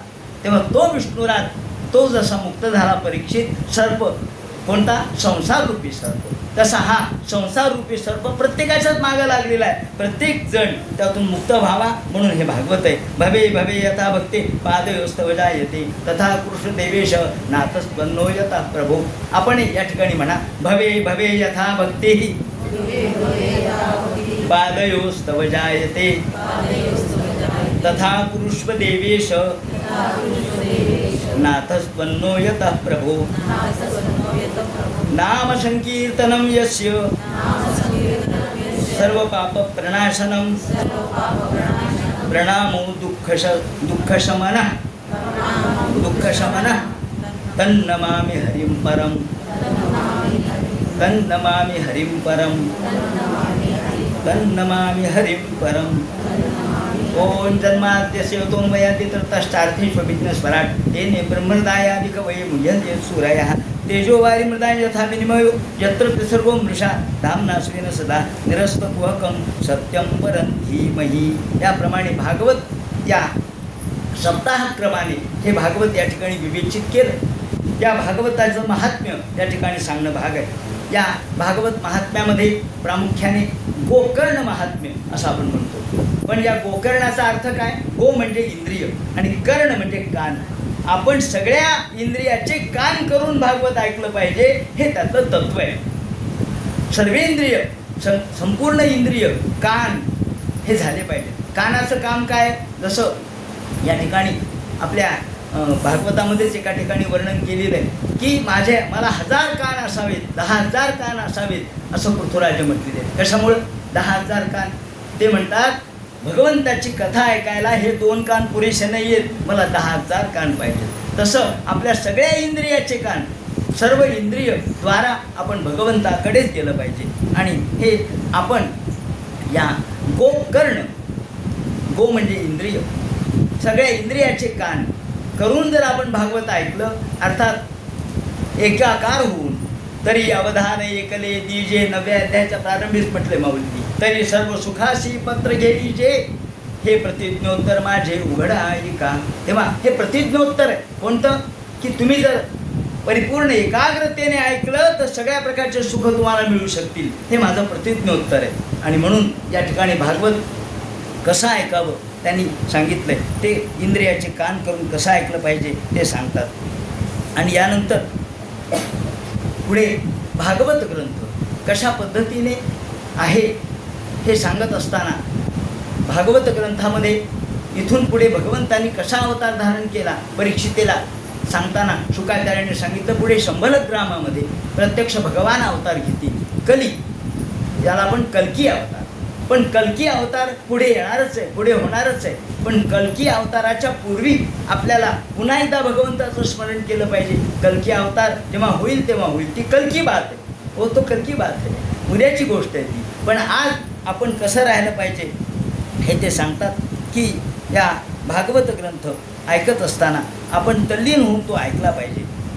आपण भागवत ग्रंथ परिपूर्ण रूपाने गोकर्णाच्या पद्धतीने ऐकला पाहिजे. आणि मग उदाहरण त्यांनी या कथेमध्ये असं दिलेलं आहे की सर्वत्र संचार करणारे नारद फिरत फिरत फिरत एकदा सगळीकडे फिरत आले. फिरत येत असताना त्यांना काय काय दिसलं त्याचं वर्णन केलेलं आहे. तरुणीम प्रभुता गे हे पृथ्वीवर आले, पृथ्वीवर फिरू लागले. ते म्हणाले, अरे पृथ्वीवर काय दिसू लागले? एकच गोष्ट दिसू लागली, ती म्हणे तरुणीम प्रभुता गे हे. घरामध्ये फक्त बायकांचंच वर्चस्व दिसायला लागले, पुरुषाचा आवाजच म्हणे कुठे दिसेना. अबला यत्र प्रबला बालो राजा कुलक्षणो मंत्री. अबला यत्र प्रबला, अबला म्हणायला आता प्रबल झाली, ती म्हणे ते प्रमाण. आणि शालको बुद्धिनाशका, शालक मेहुणा घरामध्ये शिरला आणि तो सगळं घर चालवायला लागला. अरे सगळीकडे भांडण दिसू लागलं, तंटी दिसू लागली. आणि नारदांनी काय काय पाहिलं त्याचं वर्णन. अट्टशूला जनपदा, अट्टशूल म्हणजे हॉटेल. नारद म्हणले अहो अन्न विकलं चाललंय, अहो अन्न लोकांना प्रसाद म्हणून दिलं पाहिजे, तर अन्न विकायला लागले. हॉटेल अट्टशूला जनपदा, हा जिकडे तिकडे लोक अरे अरे अरे लोक बाहेर खाऊ लागले, अन्न विकलं जाऊ लागलं, मुली विकल्या जाऊ लागल्या. अरे अरे अरे हे पाहिल्यानंतर वाईट वाटलं. आणि पाहता पाहता एक दृश्य दिसलं. काय दृश्य असं दिसलं की द्रविड देशामध्ये उत्पन्न झालेली, या ठिकाणी खिन्न असणारी, आजारी आपल्या मुलांना घेऊन एक बाई बसलेली आहे, तरुण बाई आहे. ते म्हणजे तुम्ही कोण? तिने सांगितलं मी भक्ती आहे. आणि हे दोघं कोण आहेत? ज्ञान आणि वैराग्य. हे भक्ती. तुम्ही तरुण, आई तरुण आहे. म्हणजे मी तरुण आहे, पण ज्ञान आणि वैराग्य हे आजाराने ग्रस्त आहेत आणि अत्यंत वृद्धापकालामध्ये त्यांचे व्याधीग्रस्त झालेले आहेत. हे पाहिल्याबरोबर ते म्हणले अरे मग यांना शक्ती कशी येईल, त्यांना ताकद कशी येईल? ते म्हणले आम्ही सगळीकडे गेलो पण काही उपयोग झाला नाही. हे मुलांच्यामध्ये शक्ती आली नाही, म्हाताऱ्यासारखे झालेत. मग सनंदन सनातन सनत कुमार यांना नारद भेटले. म्हणले याच्यावर उपाय काय, याच्यावर उपाय सांगा. ते म्हणले याच्यावर उपाय मी शोध घेतो. म्हणून सगळीकडे पाहिलं आणि मुक्ती करतले स्थिता सदा सेव्या सदा सेव्या.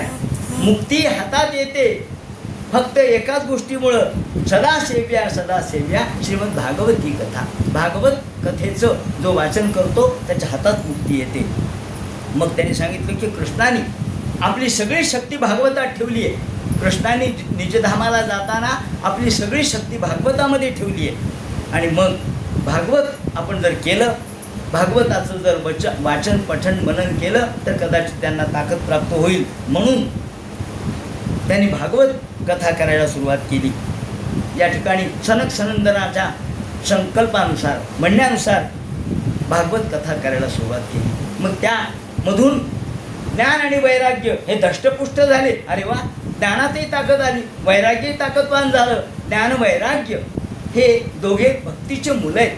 पण भक्ती ही मुळात आहे, भक्ती ही त्याची आई आहे, भक्ती मुक्तीची माऊली असं आपण म्हणतो. त्याप्रमाणे तुंगभद्रा नदीच्या तटाकावर आत्मदेव नावाचा ब्राह्मण होता.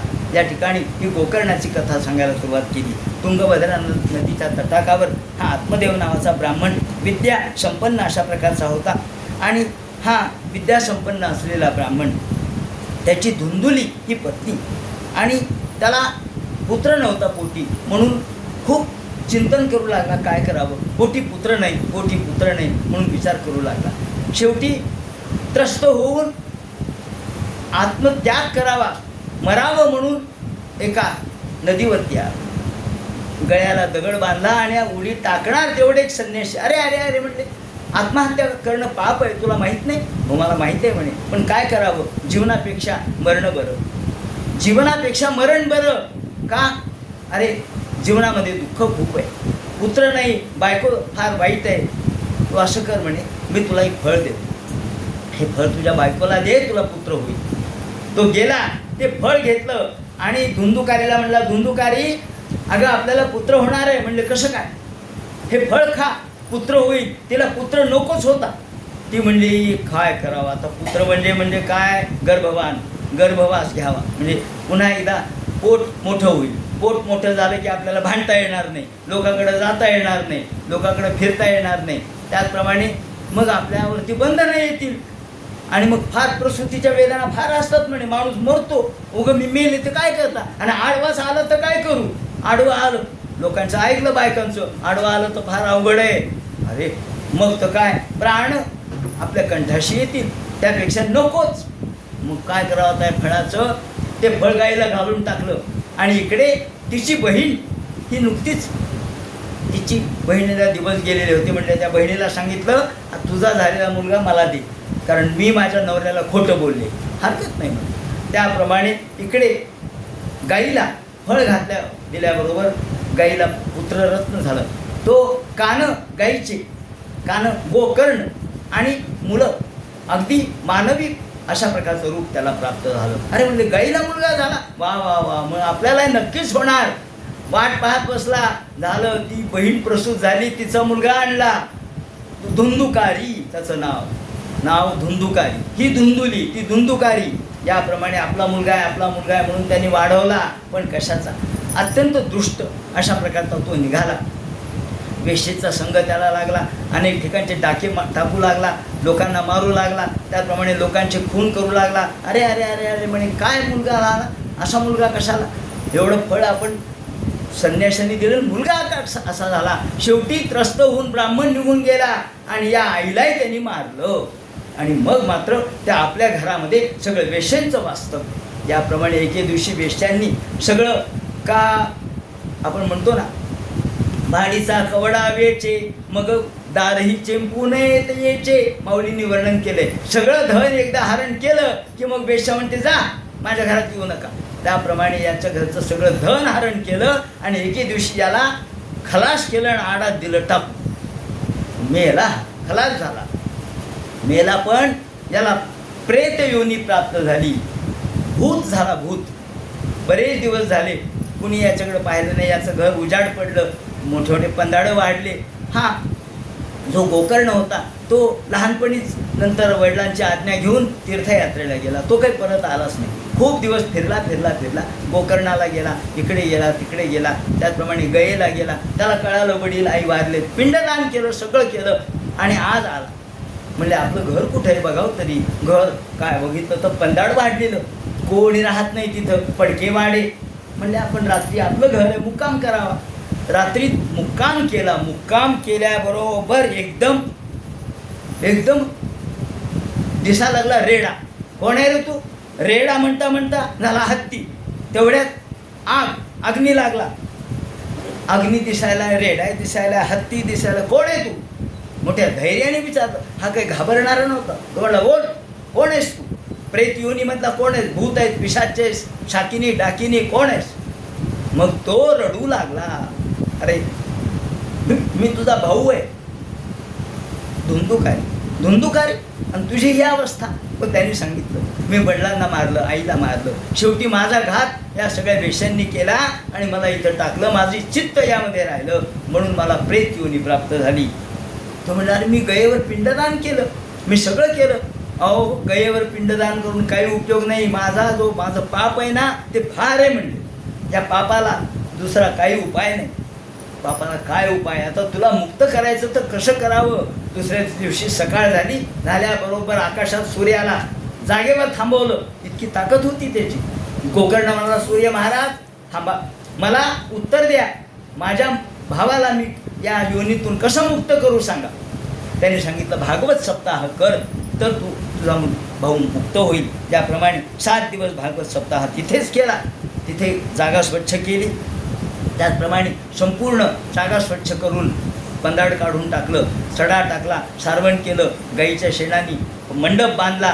त्याचप्रमाणे केळीचे स्तंभ उभे केले, सगळ्या लोकांना बोलावलं, सतरांजा टाकल्या, मंगलवाद्य वाजू लागले. त्याचप्रमाणे रंगरंगोटी केली आणि भागवत सप्ताहाचं आयोजन केलं.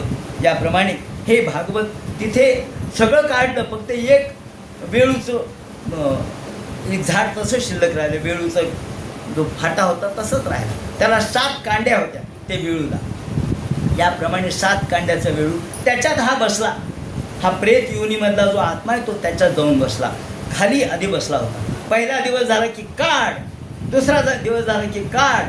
या पद्धतीने 7 दिवस झाले. 7 कांडे तुटले आणि एकदम विमान आलं त्याला. तो मुक्त झाला. दिव्य अशा प्रकारचा देह त्याचा झाला.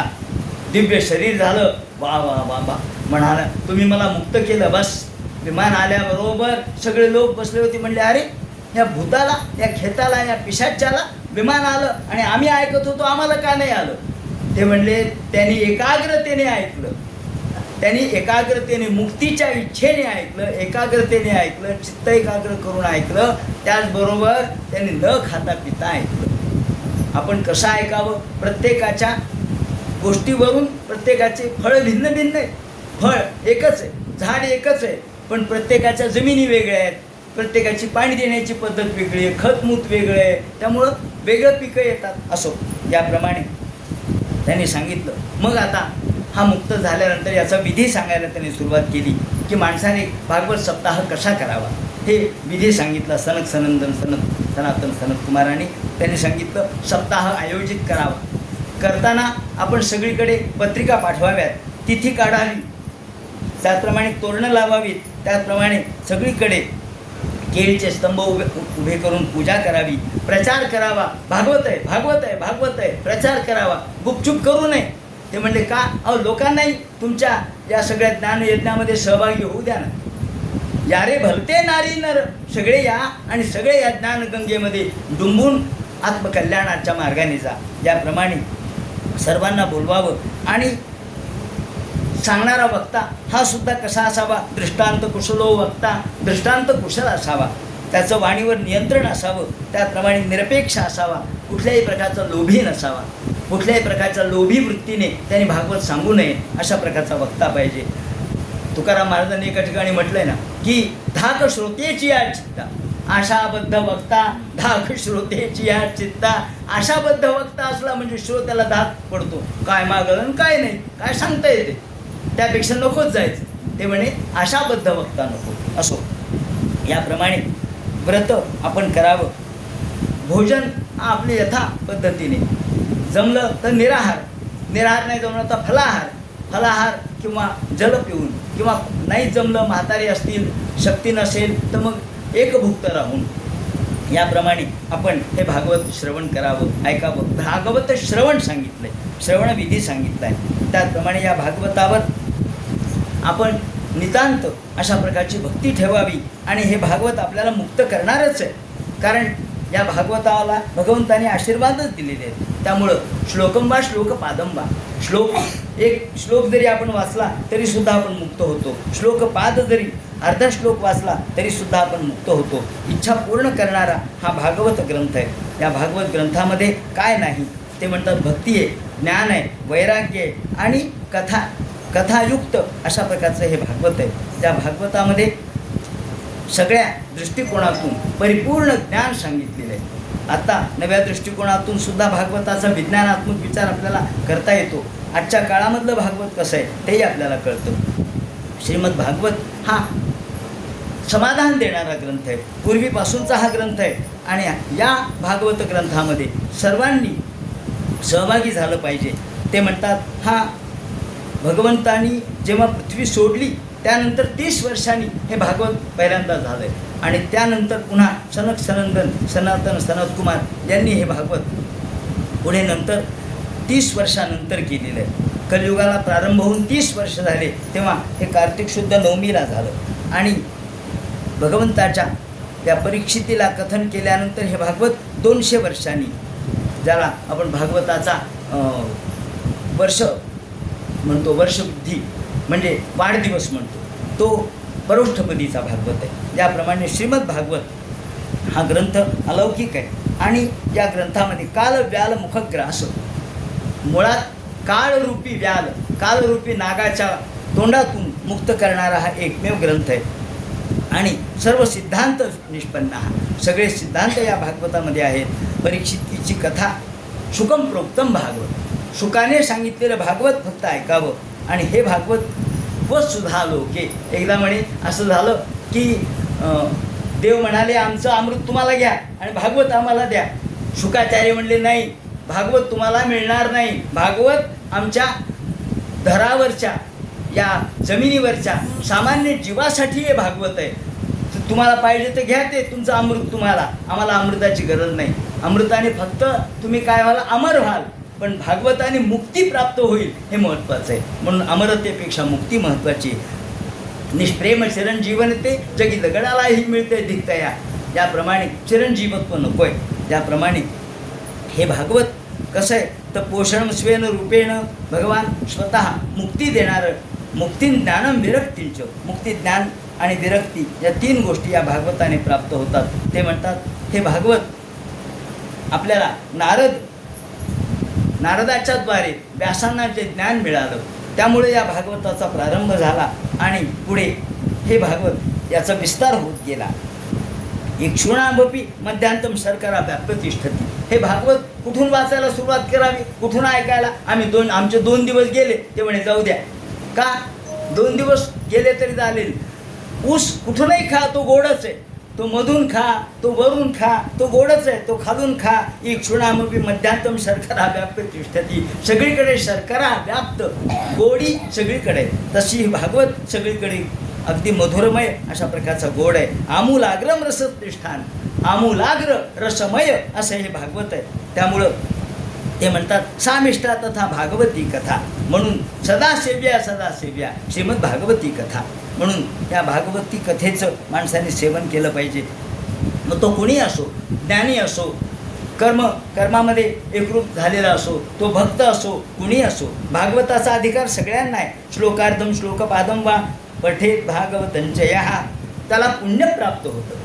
तो काही भागवताचा अर्धा श्लोक जरी वाचला तरी त्याला पुण्य प्राप्त होतं. राजसूयेचं फळ, राजसूय यज्ञाचं फळ प्राप्त होतं. यदा कृष्णोद्धाराम त्यक्त्वा स्वयं गंतमुद्यतः, ज्या वेळेला श्रीकृष्ण ही जमीन सोडून, पृथ्वी सोडून गेले, त्यावेळेला भागवत रूपाने, त्याने अक्षर रूपाने या ठिकाणी स्वतःचं रूप या ठिकाणी ठेवलं. म्हणून श्रीमद भागवत म्हणजे अलौकिक भक्तियोग आहे. आता ते कीर्तयशा म्हणून गोकर्णाची या ठिकाणी कथा सांगितली. आणि शेवटी हे भागवत सूत म्हणतात आकृष्ण निर्गमा त्रिंशत, याप्रमाणे श्रीकृष्ण गेल्यानंतर या भागवताचा प्रारंभ कसा झाला ते सांगितलंय. असारे संसारे विषय विसंग, हा संसार असार आहे, निस्सार आहे, पण भागवताचं सार यामध्ये आहे. आणि या भागवत ग्रंथाने सर्व जीवनाला परिपूर्णता प्राप्त होते. म्हणून भागवत ग्रंथ हा कुणीही अभ्यासावा, सगळ्यांनी अभ्यासावा. हा भागवत ग्रंथ आज आपण यावर 20पेक्षा जास्त टीका या ग्रंथावर आहे. एवढ्या टीका कोणत्याच ग्रंथावर नाही जेवढ्या याच्यावर आहेत. याप्रमाणे श्रीमद भागवत भक्तिप्रधान ग्रंथ आहे. भुक्ती आणि मुक्ती हे याचं प्रयोजन आहे. कल्पवृक्ष आहे हा भागवत. तुमच्या ज्या इच्छा असतील त्या पूर्ण होतील, ही छाया सर्वांसाठी आहे. तो नित्यश्रवण करावा, पठण करावा. मुक्त होण्यासाठी भागवत तर आहेच आहे, पण भुक्ती आणि मुक्ती, संसारामध्ये सुद्धा आपल्याला सुख पाहिजे असतं, ते सुद्धा भागवताने प्राप्त होईल. सर्वांसाठी एकच उपाय, आर्त असो, अर्थार्थी असो, जिज्ञासू असो, कुणी असो, ज्ञानी असो, तो या भागवताने मुक्त होईल. ज्याप्रमाणे या भागवतामध्ये आपण आता 7 दिवस हे भागवत सांगितलं, भागवत आपण ऐकलं. अर्थात मी केवळ निमित्त मात्र होतो. भगवत कृपेनं आणि प्रेरणेनं श्री गजानन बर्दापूरकर आणि सर्व बर्दापूरकर परिवार या ठिकाणी त्याने हा गोवर्धन पर्वत 7 दिवस उचलला. हा गोवर्धन पर्वत शिरावर घेऊन सत्कर्म, सत्कार्य पार पाडलं. ईश्वर साह्याला येणारच आहे, तो येतोच. आपतेष्ट मंडळी या ठिकाणी साह्याला आली आणि वैकुंठवासी माननीय बाप्पासाहेब अर्थात गणपतराव, तसेच वैकुंठवासी उत्तमराव यांच्या पूर्व पुण्यानं त्यांच्या जागेमध्ये, त्यांच्या बैठकीच्या ठिकाणी, त्यांच्या ज्या जागेवर हे बसायचे तिथे या ठिकाणी आसन मांडलं होतं. कदाचित त्यांचीच ही प्रेरणा असेल आणि हा वाग्यज्ञ या ठिकाणी संपन्न झाला.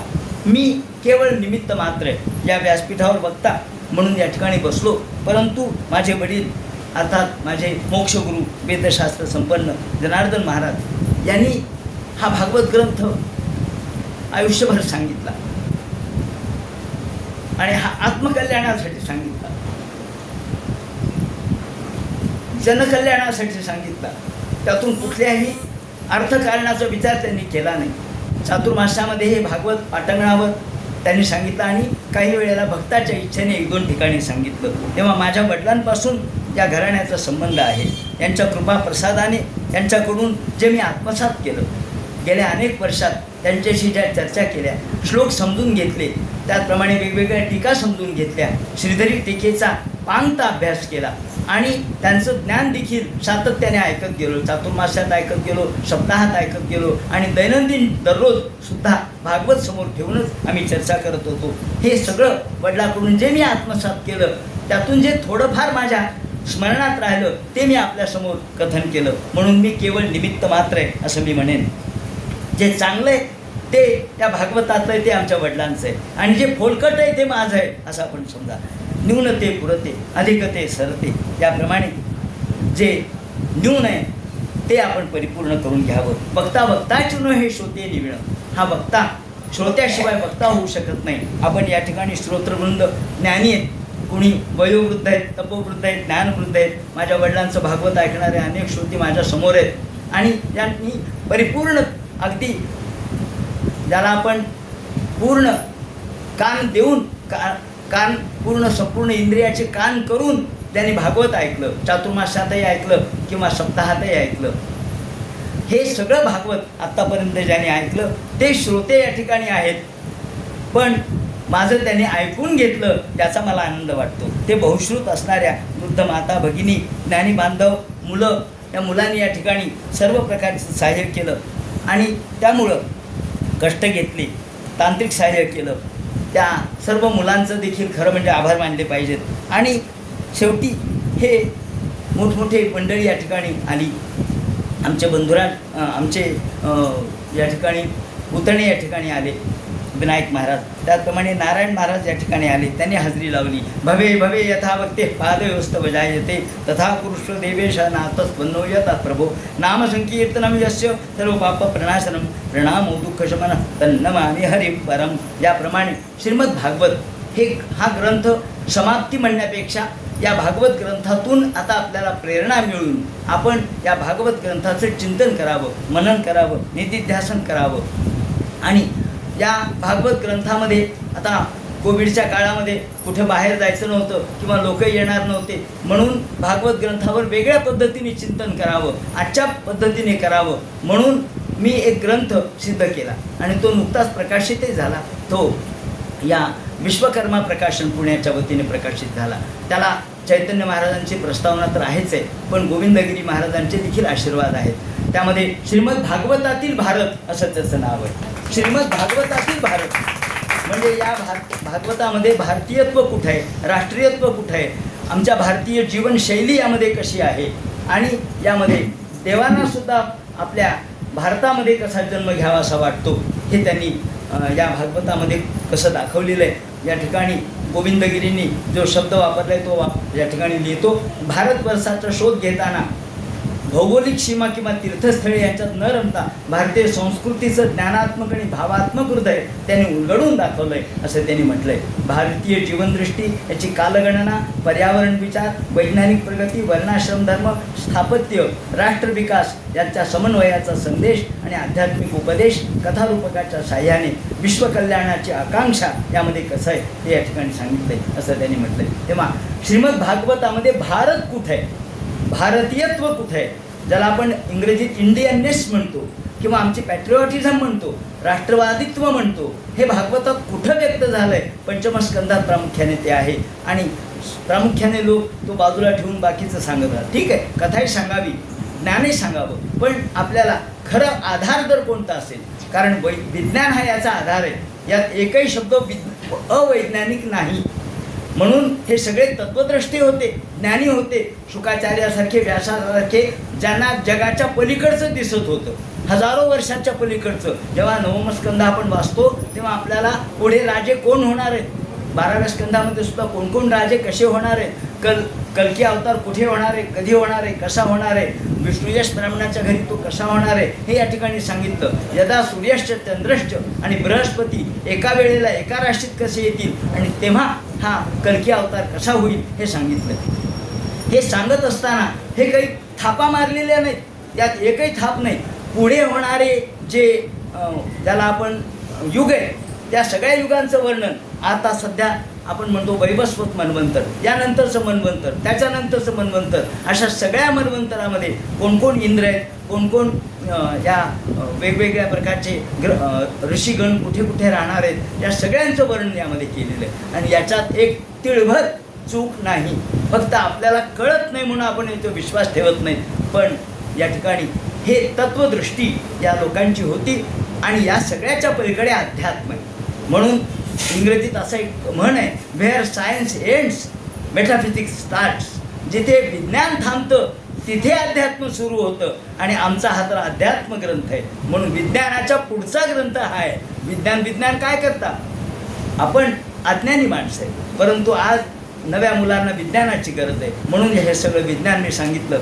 त्या काळामध्ये आता हे सगळं सांगायला वेळ नव्हता, परंतु दृढ सेतू भी असं वर्णन गोकुळामध्ये केलेलं आहे. म्हणजे बांध बंदिस्ती केलेली होती. आज फक्त बांधायचं असं नाही नद्यांना, दृढ सेतू भी म्हणजे बांध बांधले होते चांगल्या प्रकारचे. त्या काळामध्ये नदींचे पाठ अडवून पिकं कसे घेतले जात होते, तांदळाचं पीक कसं घेतलं जात होतं, हे सगळं आहे त्याच्यामध्ये, काय नाही आहे. हा कल्पवृक्ष आहे, तुम्ही पहा तुम्हाला सापडेल. तेव्हा यामध्ये सगळ्या प्रकारचं ज्ञान आहे. त्यामध्ये आयुर्वेद आहे, त्यामध्ये वनस्पतीशास्त्र आहे, त्यामध्ये जीवशास्त्र आहे, त्यामध्ये पदार्थ विज्ञान आहे, त्यामध्ये गणित आहे, सगळ्या प्रकारचं कालमापन आहे. पण आपल्याला या सगळ्या गोष्टीचा आज विचार करण्याची गरज आहे. म्हणून भागवत हा ग्रंथ केवळ नुसत्या भक्तीचा तर आहेच आहे. भक्त म्हणून भागवताकडे पाहावं. पण भागवत हा जसा आई किंवा वडील, मुलाचे वडील असतात, पण त्याबरोबर ते ज्ञानी असतात. पण ज्ञान एखादा विद्यार्थी ग्रहण करतो आणि मुलगा म्हणतो हे माझे वडील आहेत. तो बापाला अडवतो, नाही मला तुमच्या सोबत यायचं आहे. तुकाराम महाराजांनी शब्द वापरलाय ना की पदरी घाली पिळा बाप निर्बळसाठी बाळा. पदरी पिळा घालतो, मला तुमच्या बरोबर यायचंय. वडील किती ज्ञानी असले तरी म्हणतात चल चल चल. याप्रमाणे हा भागवत ग्रंथ म्हणजे आपले वडील आहे.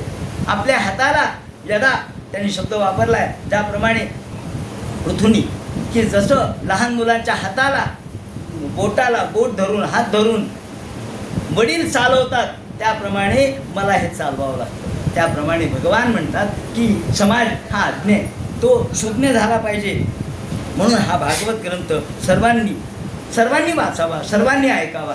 मुलांनी ऐकावा, विद्यार्थ्यांनी ऐकावा, स्त्रियांनी ऐकावा, म्हाताऱ्यांनी ऐकावा आणि सर्वांनीच ऐकावा. कोणी ऐकू नये असं नाही. म्हणून सर्वे सुखिनः सन्तु सन्तु सर्वे निरामयाः सर्वे भद्राणि पश्यन्तु मा कश्चित् दुःखमाप्नुयात् अपुत्राः पुत्रिणः सन्तु पुत्रिणः सन्तु पौत्रिणः अधनाः सधनाः सन्तु जीवन्तु शतशतं यदक्षरं पदं भ्रष्टं मात्राहीनं तु यद्भवेत् तत्सर्वं क्षम्यतां देव प्रसीद परमेश्वर प्रसीद गरुडध्वज हरे नमः. सर्वेपि सुखिनः सन्तु सन्तु सर्वे निरामयाः. सर्वांना सुख प्राप्त हो, समृद्धी प्राप्त हो, त्यांचा संसार सुखाचा हो आणि नंतर त्यांना भगवंतांच्या कृपेने मोक्षही प्राप्त हो, अशा प्रकारची या ठिकाणी संस्थान देवतेच्या वतीनं आशीर्वाद व्यक्त करतो. या ठिकाणी या स्थानाचं महात्म्य म्हणून या महापुरुषांना वंदन करतो आणि माझे वाणीला विराम देतो. कुंडली कवरदे हर विठ्ठल सीताकांत स्मरण जय जय राम पार्वतीपते हर हर महादेव श्री मंजनार्दन गुरुमूर्तये नमः. हरे राम राम राम हरे हरे, हरे कृष्ण कृष्ण कृष्ण हरे हरे.